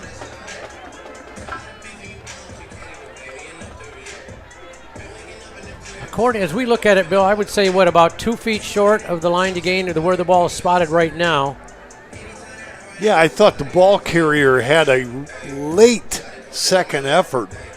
But I don't, if you're going to mark the ball. He did. He was hit right at the line of scrimmage, and Myron Harris fought through to make it at least a positive gain of 1 yard. But he had to get a full 1.5 yards to get that 1st down. Some of Harris's teammates picked up on that. Started signaling, hey, we must be going to get a 1st down because he's not going down, but the ball never got there. I see Sparky McEwen right at the sideline, Bill. You see they're looking at a tablet that has the replay that the officials are looking at in the hood Over on the sideline there's a covered tent area where that official's looking at it. So they let the coaches do that. That's not a good idea. When they tell them, coach's input's not going to matter, but yeah. Well, and when they come out and tell him you didn't get there. He's saying, well, I just looked at it. Yeah. Yes, we did. Well, what do you mean?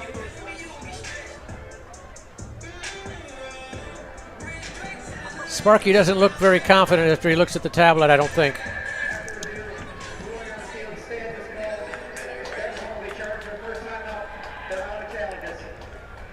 Ruling stands. So GV will hold on downs for the third time in this game.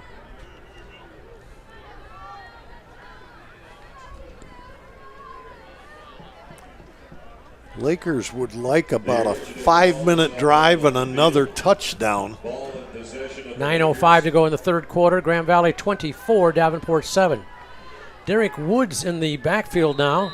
He was in briefly in that first half. They shift him over to the right on 1st and 10. Avery Moore will pitch it out to Woods. He's running right, trying to turn the corner. He does at the 45-40, 35-30. Woods at the 25-20, and he's all the way down near the 15-yard line. Derek Woods had just 128 yards on the season coming into that one, but he just ripped off about 29 more on that one. Cameron Grodhouse, the leading tackler for DU, brought him down, but not till he rumbled all the way down inside the 15. 1st and 10 Lakers spot that ball right at the 15-yard line. Eichelberger back in there. He'll take the handoff into the center of the line, plow for 3, keeps the legs driving to the 5. He's all the way down inside the 10-yard line. Good blocking that time by the line. Gets him all the way. Didn't get a first down, but he's very close to it. Finally stopped by Jamar Mills, the redshirt junior from mid-Michigan. Give him about 8. Call it 2nd and 2 for GVSU. Eichelberger stays in the backfield. Avery Moore on a design run is going to one ride to the right. Turns the corner and he breaks one tackle, falls forward. He's close to the line to gain. He might have gotten it. He's right about a foot short of it or just a foot beyond it. He dove right at the sideline. Let's see where they spot him out. They're going to spot him a foot short. It'll be 3rd down and 1, less than 1. Miles Harris made the tackle for DU out of Clinton Township. For the Lakers, scrimmaging from about the DU 5, maybe between the 5 and 6.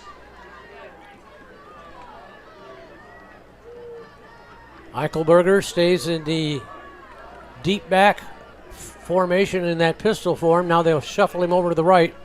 Probably get the handoff here on 3rd down and 1. Moore will give it. No, he's going to keep it behind Eichelberger. He'll run to the outside. He breaks one tackle, but there's plenty more, and he's going to be dropped all the way back at the 14-yard line. Oh, once he reversed his field, Bill, he took that. He was just going to be no gain, and they could have gone for a 4th and 1. LaKen Nettles, though, the senior from Georgia, the big stop, and let's see if they're going to go for it or attempt a field goal here. They're all the way back at the 12. It's going to be 4th down, and let's call it 6.5. Looks like they're going to go for it here. Moore might have made a better choice to just go down there. He wasn't going to get anywhere. All right, 4th down. Fans trying to cheer on the defense here on 4th down. Watch that back out of the backfield. Back to pass Moore in the pocket. He's looking. He throws it over the middle, and it is bobbled and incomplete. Oh, he had a man out there. I think it was Johnson just off his hands, and DU holds on defense. Pass a little bit behind him, and DU gets the ball back. 1st and 10. It was Donovan Johnson, the intended receiver. The coverage by Miles Harris. I thought maybe Harris pulled that ball or just tipped at it. He could have. Good point. Otherwise, Johnson looked like he had 2 hands on the ball on the goal line. Here come the Panthers on 0. Quarterback rotation means Michael Horo is back in there now. Boy, we need, what great would it be to have Kendall Williams in the backfield bust one off here on 1st and 10 back at their own 12-yard line. Man in motion left to right. Delayed handoff to Kendall. He's up the middle, gets by one man. Oh, he just tripped up as he gets across the 15-yard line. Just needed one step. He was almost off to the races, but a nice pickup of about 6.5 brought down by Kennelly for the Lakers. How many times we heard that name, Rick? Let me check out his tackle numbers after this play. He was their second leading tackler in the first half. 2nd and 6, make that 2nd and 4 for DU. O'Horo to pass, pump fake, now he wants to run. To the 20, and that's about it. He's going to be a couple yards shy of the line to gain. Mike tried to cut in. If he'd been able to keep his balance, he would have gotten a couple more in the first down. But Jack Grice came up and got him by the ankles. Senior out of Wadsworth, Ohio. 3rd down, let's call it a long one. 3rd and 1, maybe 2.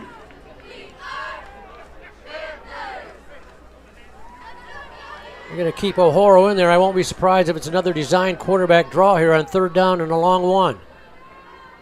Mike takes the snap. He is going to run it. He's got the first down across the 25-30. Mike to the 35-40. O'Horo to 45-50. And here comes a flag in as he's run down out of bounds in Laker territory.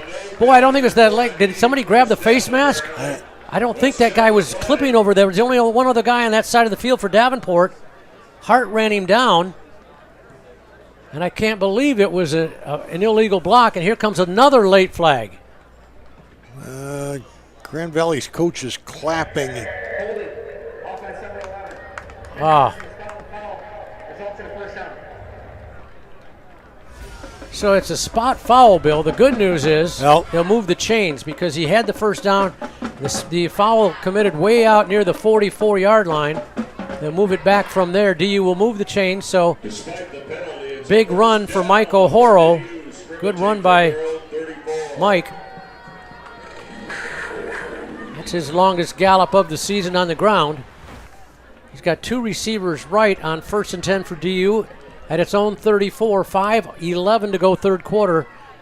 Davenport trails 17-7. Mike O'Horo's going to thrust up. He's going to run again. He gets across the line of scrimmage to about 4, to about the 37. Short gain of about 4 before he was bumped down by Kennelly. There's that name again. That's his 6th tackle. I think he's had more. 2nd down and 6 for DU. Give credit to Kennedy. Kendall Williams stays in that backfield for DU, trying to move out here and do something about this 17-point deficit. The final 4.5 minutes of this 3rd quarter. In the final 4.5 minutes, Davenport will have the wind at its back.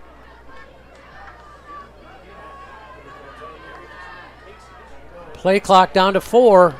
Is he going to get it off? 2-1, he just gets it off. The late handoff to Kendall Williams. There's a flag on the play.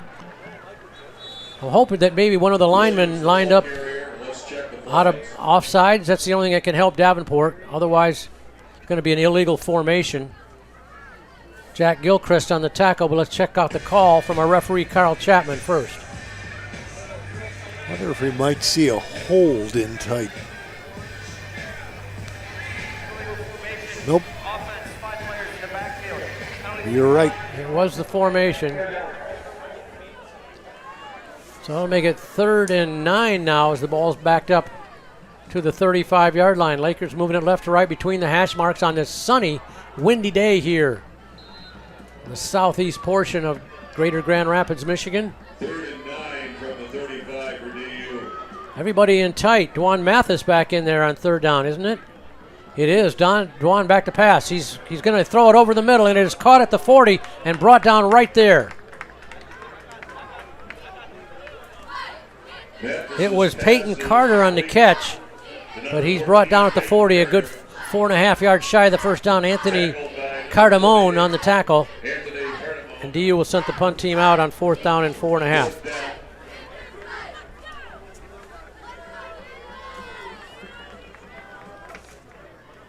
Daryl Johnson to receive the punt from Cal Doyle. He's got the wind behind him. A little bit of a high snap. Cal takes his chime. Pretty good kick. It's going to hit about the 25-20 down to the 15, inside the 10. Now it bounces back the other way, and the Panthers will down it all the way down about the 7-yard line. 53-yard punt unofficially for Cal Doyle for DU, who was the GLIAC Special Teams Player of the Week for his stepping in, doing a great job last week. So 3:20 left in the 3rd, Rick. If Grand Valley gets maybe a first down on this drive, Davenport not going to be calling timeouts. We may see fourth quarter before the Panthers get the ball back again. And the wind, yeah. To get you moving again.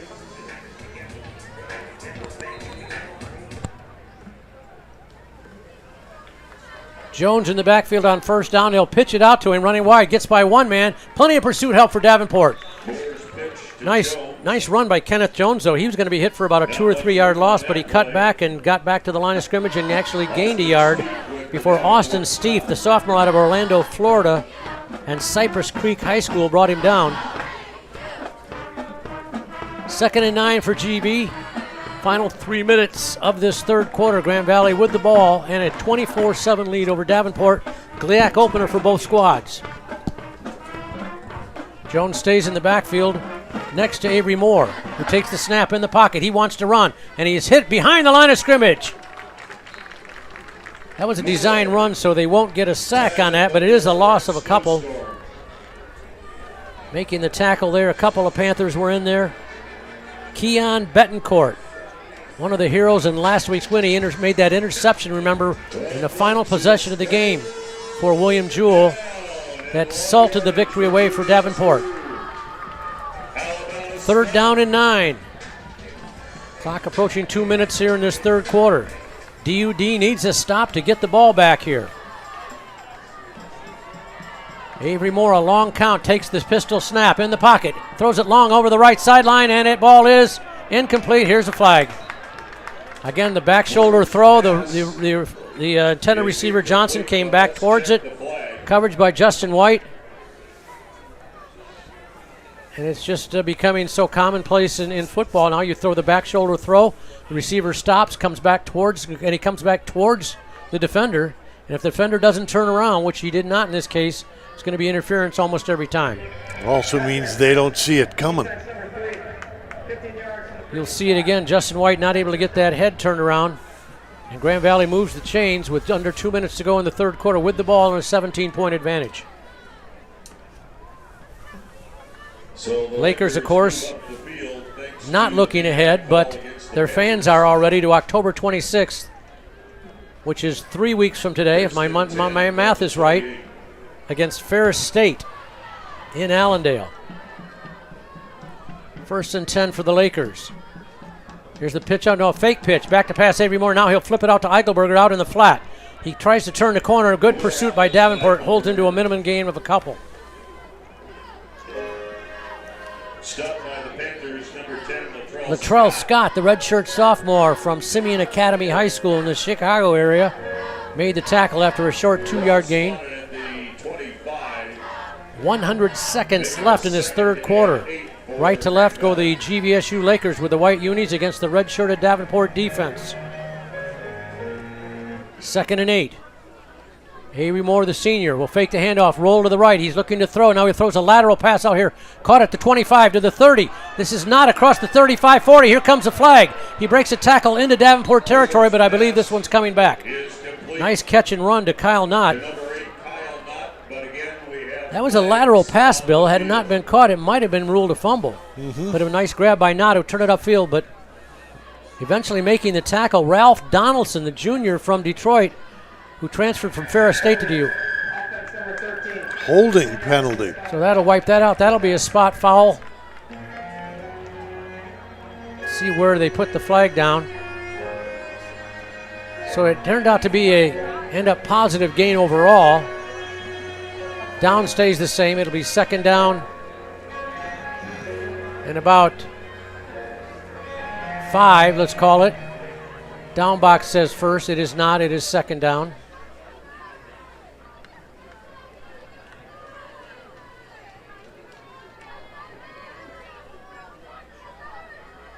Now the officials getting together here. I think somebody saw, wait a minute, why does the down box say first? It was 2nd down on the play.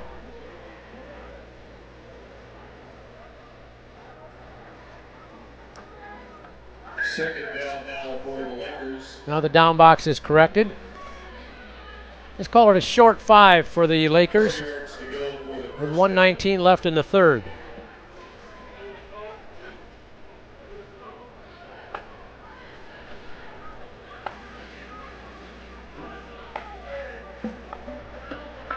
Derek Woods, who had a nifty run earlier in this quarter, is in there. I'm sorry, this is Jones in the backfield. They'll shift him over to the right. Now they go back to the left, man in motion to the left. Back to pass Moore. He's going to throw it out in the flat. Caught over here by Jones. He gets by one man across the line and gets the first down out to the 36-yard line. Knee down at the 35, but they moved the chains on that play. LaKen Nettles brought him down. It's another effective swing pass for the Lakers. Kennedy Nelson, first down GVSU from their own 35. DU did a little better on that coverage earlier in this quarter, but Lakers go back to it to move the chains again. Moore rolling right this time. Looking, he throws it out towards the sideline. Little pitch and catch caught. That was Daryl Johnson on the catch. Got about 5.5, maybe, let's give him 6 on the gain. Final minute of the third quarter. Was number 2, Christian Jones. Christian Jones on the DU tackle. Second. You hear Mike Lee, the DUPA announcer today, making the call to the fans here. Enjoying a sun-splashed September afternoon. Moore to pass, out of the backfield again. There it is. Jones has got it. First down and more, and here comes another flag in. Boy, there's nobody in his zip code that time, Bill. Making the tackle eventually was Jamar Mills, the junior. The timing of those flags, it's like there's nothing going on. Interesting here, the flag was right near the midfield stripe. If they call it, it'll be a spot foul, moving it back to about the 41. So it'll still be second down and about 3. Clock stopped on the penalty. Offensive pass interference, Rick. Yeah, offense. Okay, somebody pushed off on that. That'll be 15, not 10. That's from the original line of scrimmage, so that helps Davenport a great deal here with 31 seconds to go. That'll move it all the way back to the 26-yard line. Right to left go the Panthers, or go the Lakers, rather. Call it second down and about just shy of 20 to go. Second down and 19 for the Lakers, scrimmaging from their own 3 receivers to the left on second and long. Kenneth Jones, no, Moore's going to keep it. Throws it out here on the flat. It's caught over here by the tight end. He gets across the line and he's bumped out of bounds. Look out. You know, the temptation, Bill, was to think that maybe that was a late hit, but the whistle didn't sound. Yeah. I think if the whistle had sounded when it should have, it would have been a late hit. But a nice pickup about 9 yards. Making the catch that time was Kenyon Owens. Grand Valley got half of what they needed back, and that's the end of the quarter, Rick. With the score, Grand Valley 24, Davenport 7, back with the fourth period here on DUPanthers.com, Flow Sports, and our radio partner, 96.1 The Game.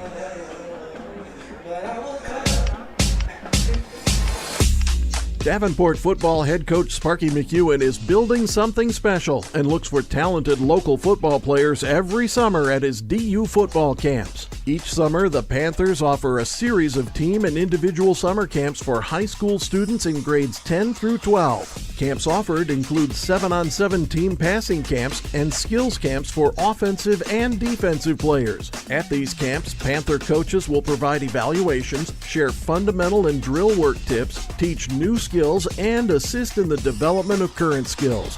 Next year's summer camp dates will be released in early spring. Be sure to go to DUPanthers.com for more information. That's DUPanthers.com.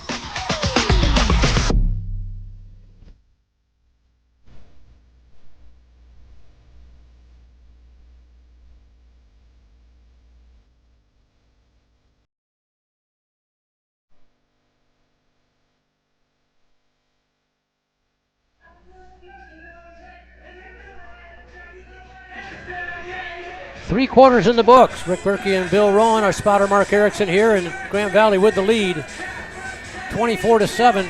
We come back to play, though. A big play for Davenport's D, down by 17. 3rd and 10. DU needs to get a stop here.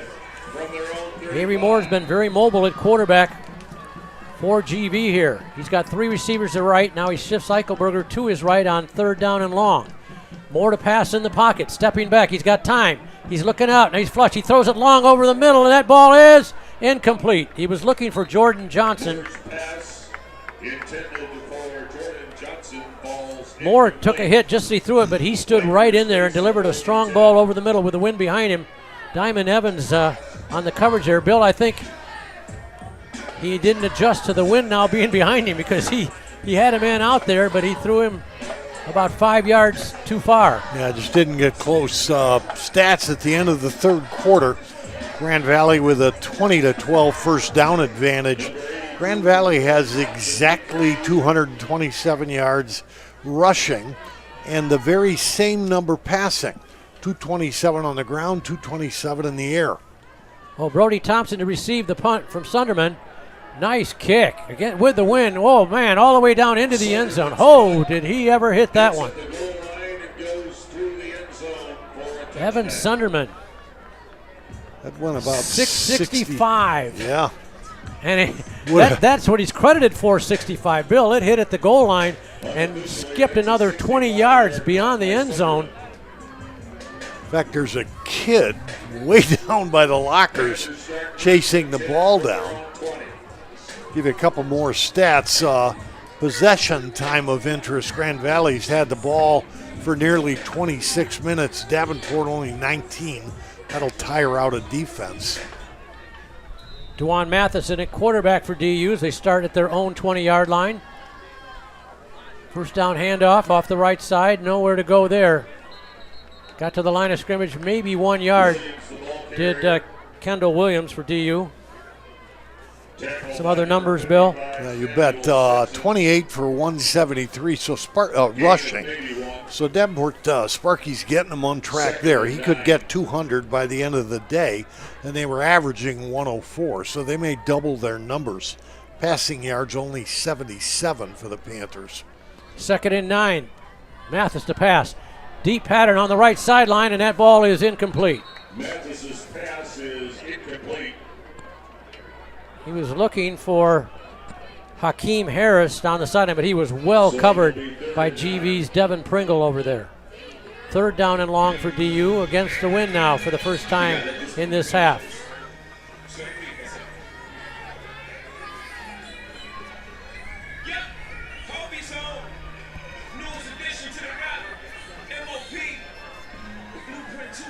Davenport hits the road again next week where they are undefeated, 3-0 away from home so far this year. They'll head up all the way up to Houghton in the UP next Saturday. We'll have the broadcast on 96.1 at 12 noon. Back to pass, DeJuan Mathis in the pocket. He's pressed up. He throws it over the middle. Caught for a short gain about the 25-yard line. That's it. Kendall Williams on a little flare pass got to the 25, but it's going to be 4th and 5. Kennelly again. There's that man again on the coverage, and DU will have to punt it away. Put Kennelly up to 8 tackles on the game, and he really bulldozed the receiver. Daryl Johnson to receive, and this is the first time, I believe, that Cal Doyle will punt against this wind today. Standing at his own 12, takes the snap. Line drive kick, the wind will knock it down. A fair catch call by Johnson, now he gets away from it. Ball rolls dead at about the 40-yard line. Down in about the GVSU 40. About a 35-yard punt, no return, so not too bad against that wind. Niger Finney on the coverage for DU. 2 other scores for you, Rick. Wayne State trailing Michigan Tech 20-7, start of the 4th. Saginaw Valley just about halftime up 27-7 at Northern Michigan. Ferris and Roosevelt will tee it up in a few minutes. Jones in the backfield, actually, correction, that's Eichelberger in the backfield on 1st and 10 for GVSU. Bobbled by Moore, he's hit and dropped for a loss. Well, Avery Moore that time did a good job recovering his own fumble. Austin Allward was all over him. Temptation there was to try to make more of it than you can, but Moore made sure he got the ball, then he was dropped immediately by Allward. Loss of about 5. Let's call it 2nd and 15 for GV. Just under 13 minutes remaining. Grand Valley 24-7 over Davenport. throw it over the middle, caught by Knott on the fly. He's out near the midfield stripe, shy of the line to gain. Nice catch and run. Ken Nettles on the tackle, the senior. Boy, they have a good connection there between Moore and Knott. He seems to get the ball right in stride when they get it to him. But it's third down. 2.5 for the Lakers. DU Panthers digging in on D, hoping to get the ball back again. GVSU scrimmaging from the Panther 49. Eichelberger behind Avery Moore. Now they shift him over to the left on third down, 2.5. Man in motion is Peterson. Give to Eichelberger off the right side, and he is hit, but he falls forward and gets the first down. Good patience that time by Khalil Eichelberger. He got to about a yard shy of the line of scrimmage, then stopped, and they saw a little bit of opening to the left. Got it before Austin Allward brought him down, but it moves the chains. First and 10, DU with the ball and a 17-point lead. 11:48 to go in this fourth quarter here at Davenport.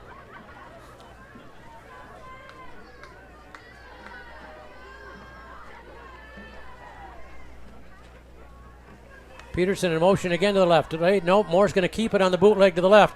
Gets across the line for a couple to about the 42-yard line. Good tackle that time by Christian Jones, the redshirt senior from River Rouge High School in Detroit. Christian Jones on the tackle. Give him 3, call it 2nd and 7. Grand Valley in no hurry to get the plays going. They, of course, want to keep that clock moving with that 17-point lead and the football. Khalil Eichelberger in that backfield. He had 94 yards rushing through 3 quarters with a long of 52. They'll go to him off the left side. Breaks to the outside, and he's close to the first down. He might be a little bit shy. He's brought down just a yard or so short.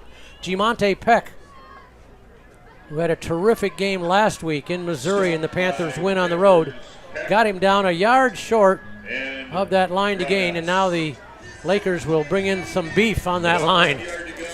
Some big kids. A couple of 300-pounders trot in to block for Moore and company here on third down and 1. Heavy package for GVSU on 3rd and 1. Handoff Eichelberger running wide, trying to turn the corner, and he is hit for no. Oh, he falls forward. I think he got it. Great second effort by Eichelberger. He was going to be hit for a loss, but he fell forward, and he's right there, Bill. I think he might be short. Are we going to need a measurement? Let's check it. I didn't think he got there, but the Grand Valley line says he did. No surprise.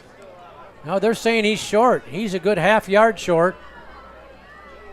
Lakers will go for it here on the Davenport side of the football. 4th down and a half. About a yard to go, maybe less. Davenport put beef in itself. Now they're coming back with lighter guys. 4th and 1. Davenport defense digging in. Avery Moore takes the snap. Option left. He will keep it, and he's going to be hit and drop for a loss. DU holds it. I don't know why he didn't pitch it, Bill, because there were 2 tacklers there. One of the first was Austin Stieff, the sophomore from Orlando.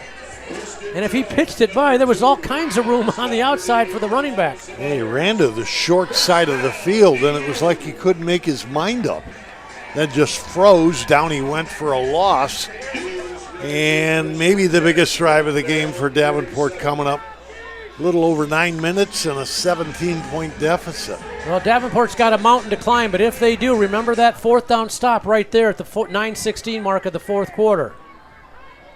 Mike O'Horo back in the shuffling quarterback setup. 4 left. Mike will take it on a design quarterback run up the middle, and he's going to be hit for a minimal gain. Got about a yard. Jimmy Downs on that tackle. Mike had 36 yards rushing from his quarterback position and 6 carries in that first half. Nice 6-yard average in that first half. He did have a nice long gallop of 24 yards. Back to passes, Mike. He's looking. He throws it over the middle, and it's caught near the first down yardage. Just across the 45-yard line. Kendall Williams makes the catch, and did they move the chains? Gave him a good spot, and they moved them. No, I Kobe think, Hayward. yeah. They moved one of the chains. The other guy's not going. Back to pass O'Horo. He's going to run. 45, 50, and he gets out to the 50 into the Lakers territory, 49. It was so funny. Might have helped him to know what down it was. It is. McCurdy made the tackle. They moved the far down box started to move up for the first down, but the guy at the other end didn't move. They were both at the same line of scrimmage when the ball was snapped. Back to pass O'Hurl, over the middle, incomplete. It's going to make him third down and about 4. Davenport down 17, I'm sure, is in 4-down territory unless they get a penalty or a sack here. Kobe Hayward on the tack or the coverage for the Lakers. Third and 6 for DU, 8:04 to go. Panthers have the ball at the 49-yard line of Grand Valley State, trailing by 17 here in the fourth. Mike to pass, quick flare pass, caught for the first down, across the 45, and brought down at the 44. Some shaking and baking afterwards. That was Antoine Collins with his catch. That was Antoine's first grab of the game. It was a big one. Moves the chains. Jack Grice brought him down, but not till he didn't get it. He was short. Thought he got it. He's 4th and 1. DU obviously will go for it on 4th down and 1. Myron Harris in the backfield, 4th and 1. Mike O'Horo takes the snap. He's going to pass it. He throws it over the middle, incomplete, and Grand Valley holds on downs. Looking for Keith Namasango, the tight end. Coverage over there by Kobe Hayward again, and DU gives it up on downs. Number 84.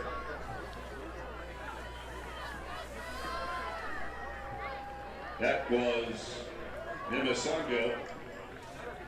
It was defended by number 29, Hayward. Ball spotted at the 44-yard line. 7:26 to go in the fourth quarter. Grand Valley 24, Davenport 7. In a scoreless second half, Bill, so far.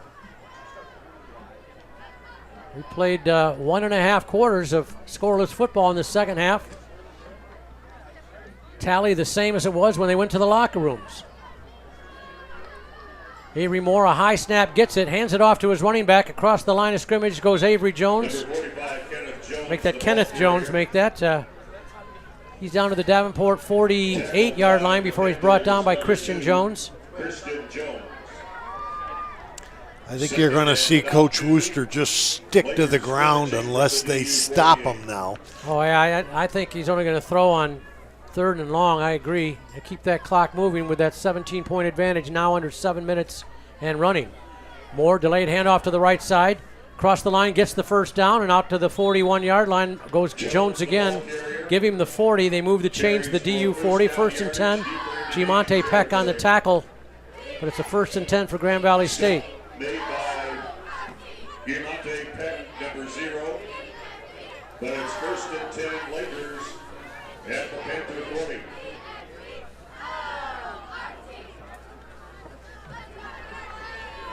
Grand Valley in no hurry, as they should not be, with that 2.5 score advantage. Delayed handoff, Kevin Jones, left side. He'll plow for a couple, and they'll knock him backwards. They will give us forward progress to about the 37-yard line. Give the tackle to Davenport's Carlo Ibar, the redshirt freshman, playing in his hometown of Caledonia right here. Went to high school about 3.5 miles from this field right here. I want to see how much of the play clock Grand Valley uses here. They've gotten it from 40 down to 20. Well, they might run a play quicker than I thought they would, down to 15. Now they're taking a little time on the snap, doing more of what you're talking about. More a design run, wants to go up the middle. There's nowhere to go. He will fight his way for 1.5 yards. He gets to the 45. It's going to make a 3rd down and 5 for GVSU at the Davenport 35-yard line. Austin Allward, the grad student, makes his the tackle for DU. Clock moving, 5:23 and counting here in this fourth quarter. Grand Valley 24, Davenport 7. Lakers with the ball and the win, but as we said, when they're running the football here, they don't really care that much about the win. They ran 33 seconds off the play clock last play.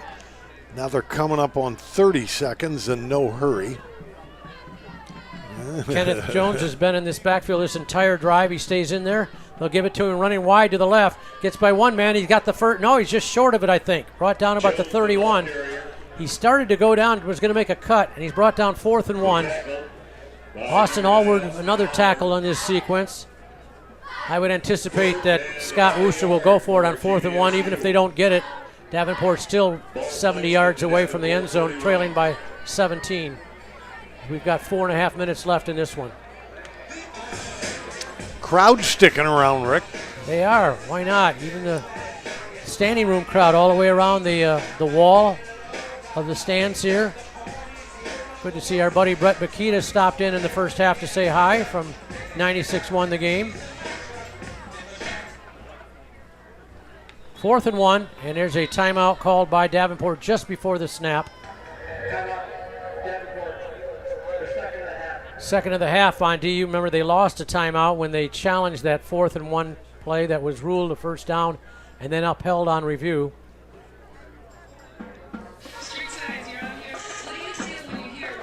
Well, Grand Valley State, of course, with their great tradition, 22 playoffs in the last 21 years, Bill. 4 national titles for their program, but interesting, Bill, I'm not sure how many fans around West Michigan realize their last national title was 2006. Yeah, So it's been 18 years since the Lakers won a national title in football. I went there in the 70s and was the sports editor of the paper when they won their first game ever down at Kalamazoo College in about 1974. Who knew where they were going to go from there? Do you remember who they beat for their first win? Well, K College, yeah, Kalamazoo down College in Kalamazoo. in Kalamazoo. Decided to play a smaller school. There were times when Grand Rapids JC would beat us every year.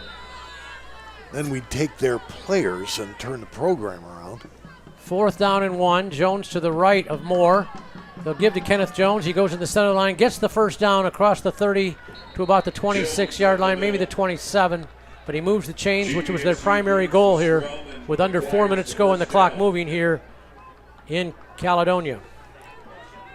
The other thing, Rick, you could get this really good cider out in Allendale before and after the games from these guys. I don't know what was in it. They said it was cider. They don't sell that anymore out there. They've gone big time.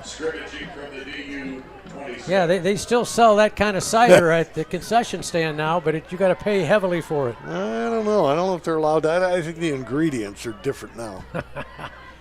1st and 10. Hand off to Jones on the right side. He's got a seam. Look out, 25-20, and he's down to the 15. Moves the chains again. Kenneth Jones piling up some individual yards here on this last drive. Cameron Grodhouse, another tackle for DU. He's had a busy afternoon in the backfield for DU. 1st and 10 at the 15. Scrimmaging from the DU 15.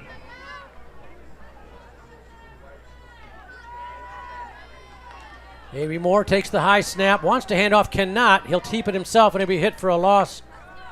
Maybe he got back to the line of scrimmage. Good job by Moore going up and saving that high snap from going quite far back behind him. Did get back to the line of scrimmage. No gain. 2.5 to go. 2nd down and 10. Give you one last one. Grand Valley's cheerleaders, when I was there, they wore bib overalls, which was perfect for a team that played in a cornfield. 2nd and 10 for GVSU. Using almost the full play clock allotment now are the Lakers. Avery Moore takes it, gives to Jones. He goes in the center of the line, plows for a couple, maybe 3. Brought down about the 11. And Davenport will call its final. No, it's a 2-minute timeout, excuse me. I keep forgetting that. 2-minute timeout with 2 minutes to go. Get one more break in, come back with the final 2 minutes. Davenport down 24-7 here on 96-1 the game. West Michigan residents, Roach Roofing, the big name in roofing, has grown. Announcing our Grand Rapids office, 5-star rated Roach Roofing gets the job done right, on time and on budget. Our team of trained professionals are here for you. For roof repairs or replacement, trust Roach Roofing. For a free inspection, call today. Let us take care of your roof so you can focus on what matters most. The big name in roofing, Roach Roofing.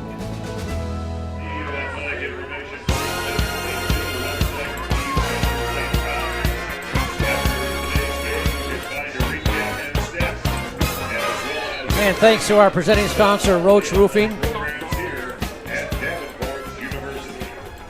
Bill's got another score update from the UP. Saginaw Valley was up 21-7, now 42-7 over Northern. Here it's 3rd down and 6 for Grand Valley at the Davenport 11 with 2 minutes exactly to go in this fourth quarter. 24-7. Lakers with the lead and the football, threatening to add more here in the final couple minutes. Avery Moore will take the snap to pass in the pocket. Deep out pattern in the corner of the end zone, and it is batted away beautifully by the Davenport defender. Was intended for number 13, Donovan Johnson. Looking for Donovan Johnson. Good coverage over there by DU, and now a late flag. So the coverage down 24-7. Jordan Lawrence, a little exuberant, made the sword in the pocket move after blocking that pass. And then another gesture. Ref said, don't want to see that. Unsportsmanlike conduct. He'll get, did he say 15 or 16? He said 16, so it was Diamond Evans apparently. In any case, it's half the distance to the goal and a first down. First and goal from the 5 now. DU had forced a 4th down situation, but now it's first and goal from the 5. Scoreboard says the Panthers have 1 timeout left.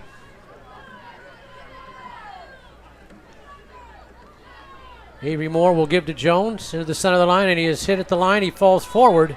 Might have got about a half yard. Good hit that time by Justin White, who came across from his DB position. Stopped by the Panthers, number 3, Justin White. 2nd and goal for GVSU. Panthers' next game at home is 2 weeks from today, the 19th against Wayne State. That, again, is a homecoming game, which will be a 2 o'clock start. Again, 2 o'clock here at home, 2 weeks from today. 1:15 to go. Lakers again taking their full time as they can on the allotment. They snap it under 5. Avery Moore on a design run, running wide to the left. He bumps off one man, keeps the legs driving, but he's brought down before he can turn it upfield. No gain at all that time. Latrell Scott, the linebacker, made the tackle. So, Rick, does Wooster take a knee? Crosstown rivalry, players woofing at each other.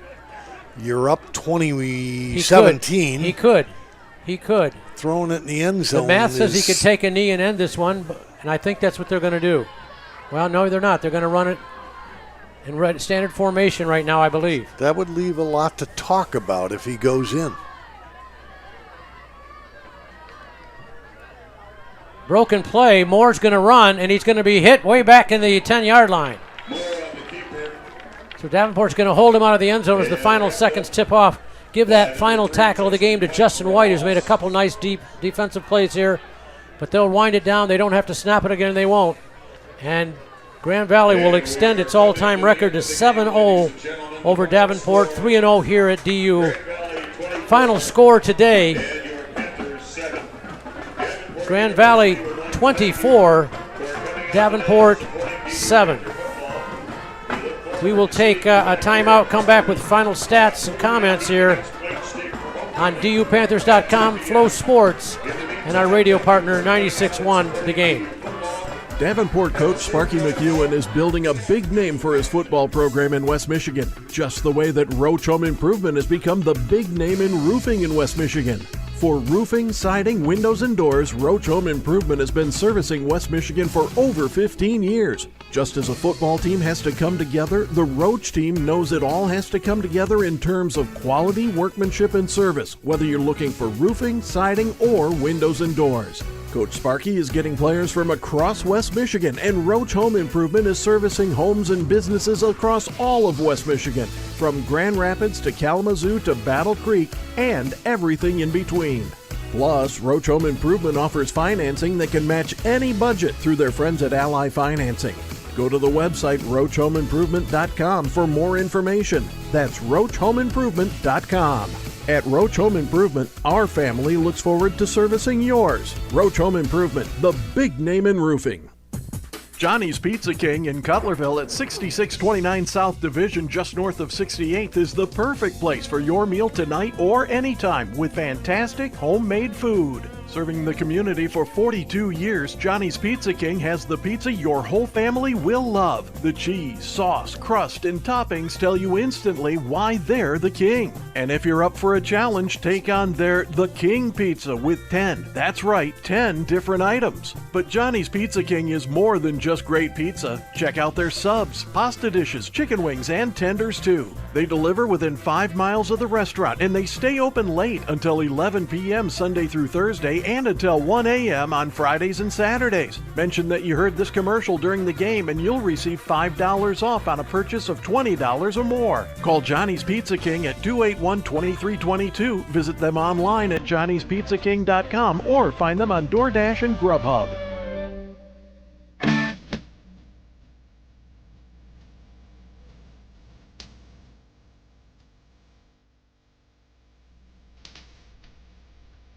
Well, the Grand Valley Lakers were 3 steps better than Davenport for most of this afternoon, and they defeat the Panthers 24-7 here in Caledonia. And Grand Valley improves to 5-0 on the season. Davenport falls to 3-2. First conference game for both teams, so a win in the league ledger for the Lakers, and Davenport drops one. Bill, let's take a look at the team stats before I'll give you the individuals. You bet. Davenport short end of the first downs totals, Grand Valley with 26 of them, Panthers with 13, one half of them. Grand Valley came in averaging .315 a game rushing, and they had more than 200 at halftime, but they ended up with 273 yards rushing to 179 for Davenport. Davenport got to be happy about running a little better and slowing Grand Valley down. The problem was that beginning late in the second quarter, Grand Valley revved up a short passing game. They ended up 19 for 28 for 240 yards passing, compared to Davenport's 10 for 23 for only 95. And Davenport also threw 2 interceptions today.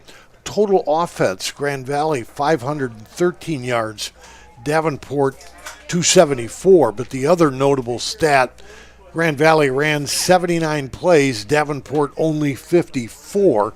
That might also explain time of possession.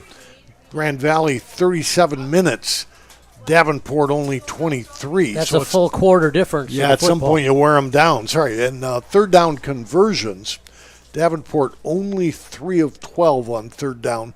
Grand Valley 10 of 18. That'll do it for your team numbers, Rick. Individually on the ground for Davenport, Kendall Williams 65 yards, Michael Horo 41 from his quarterback position, fellow quarterback Dwan Mathis 37. So the Panthers got 78 plus yards on the ground from their quarterbacks. Myron Harris had 36, well below his season average.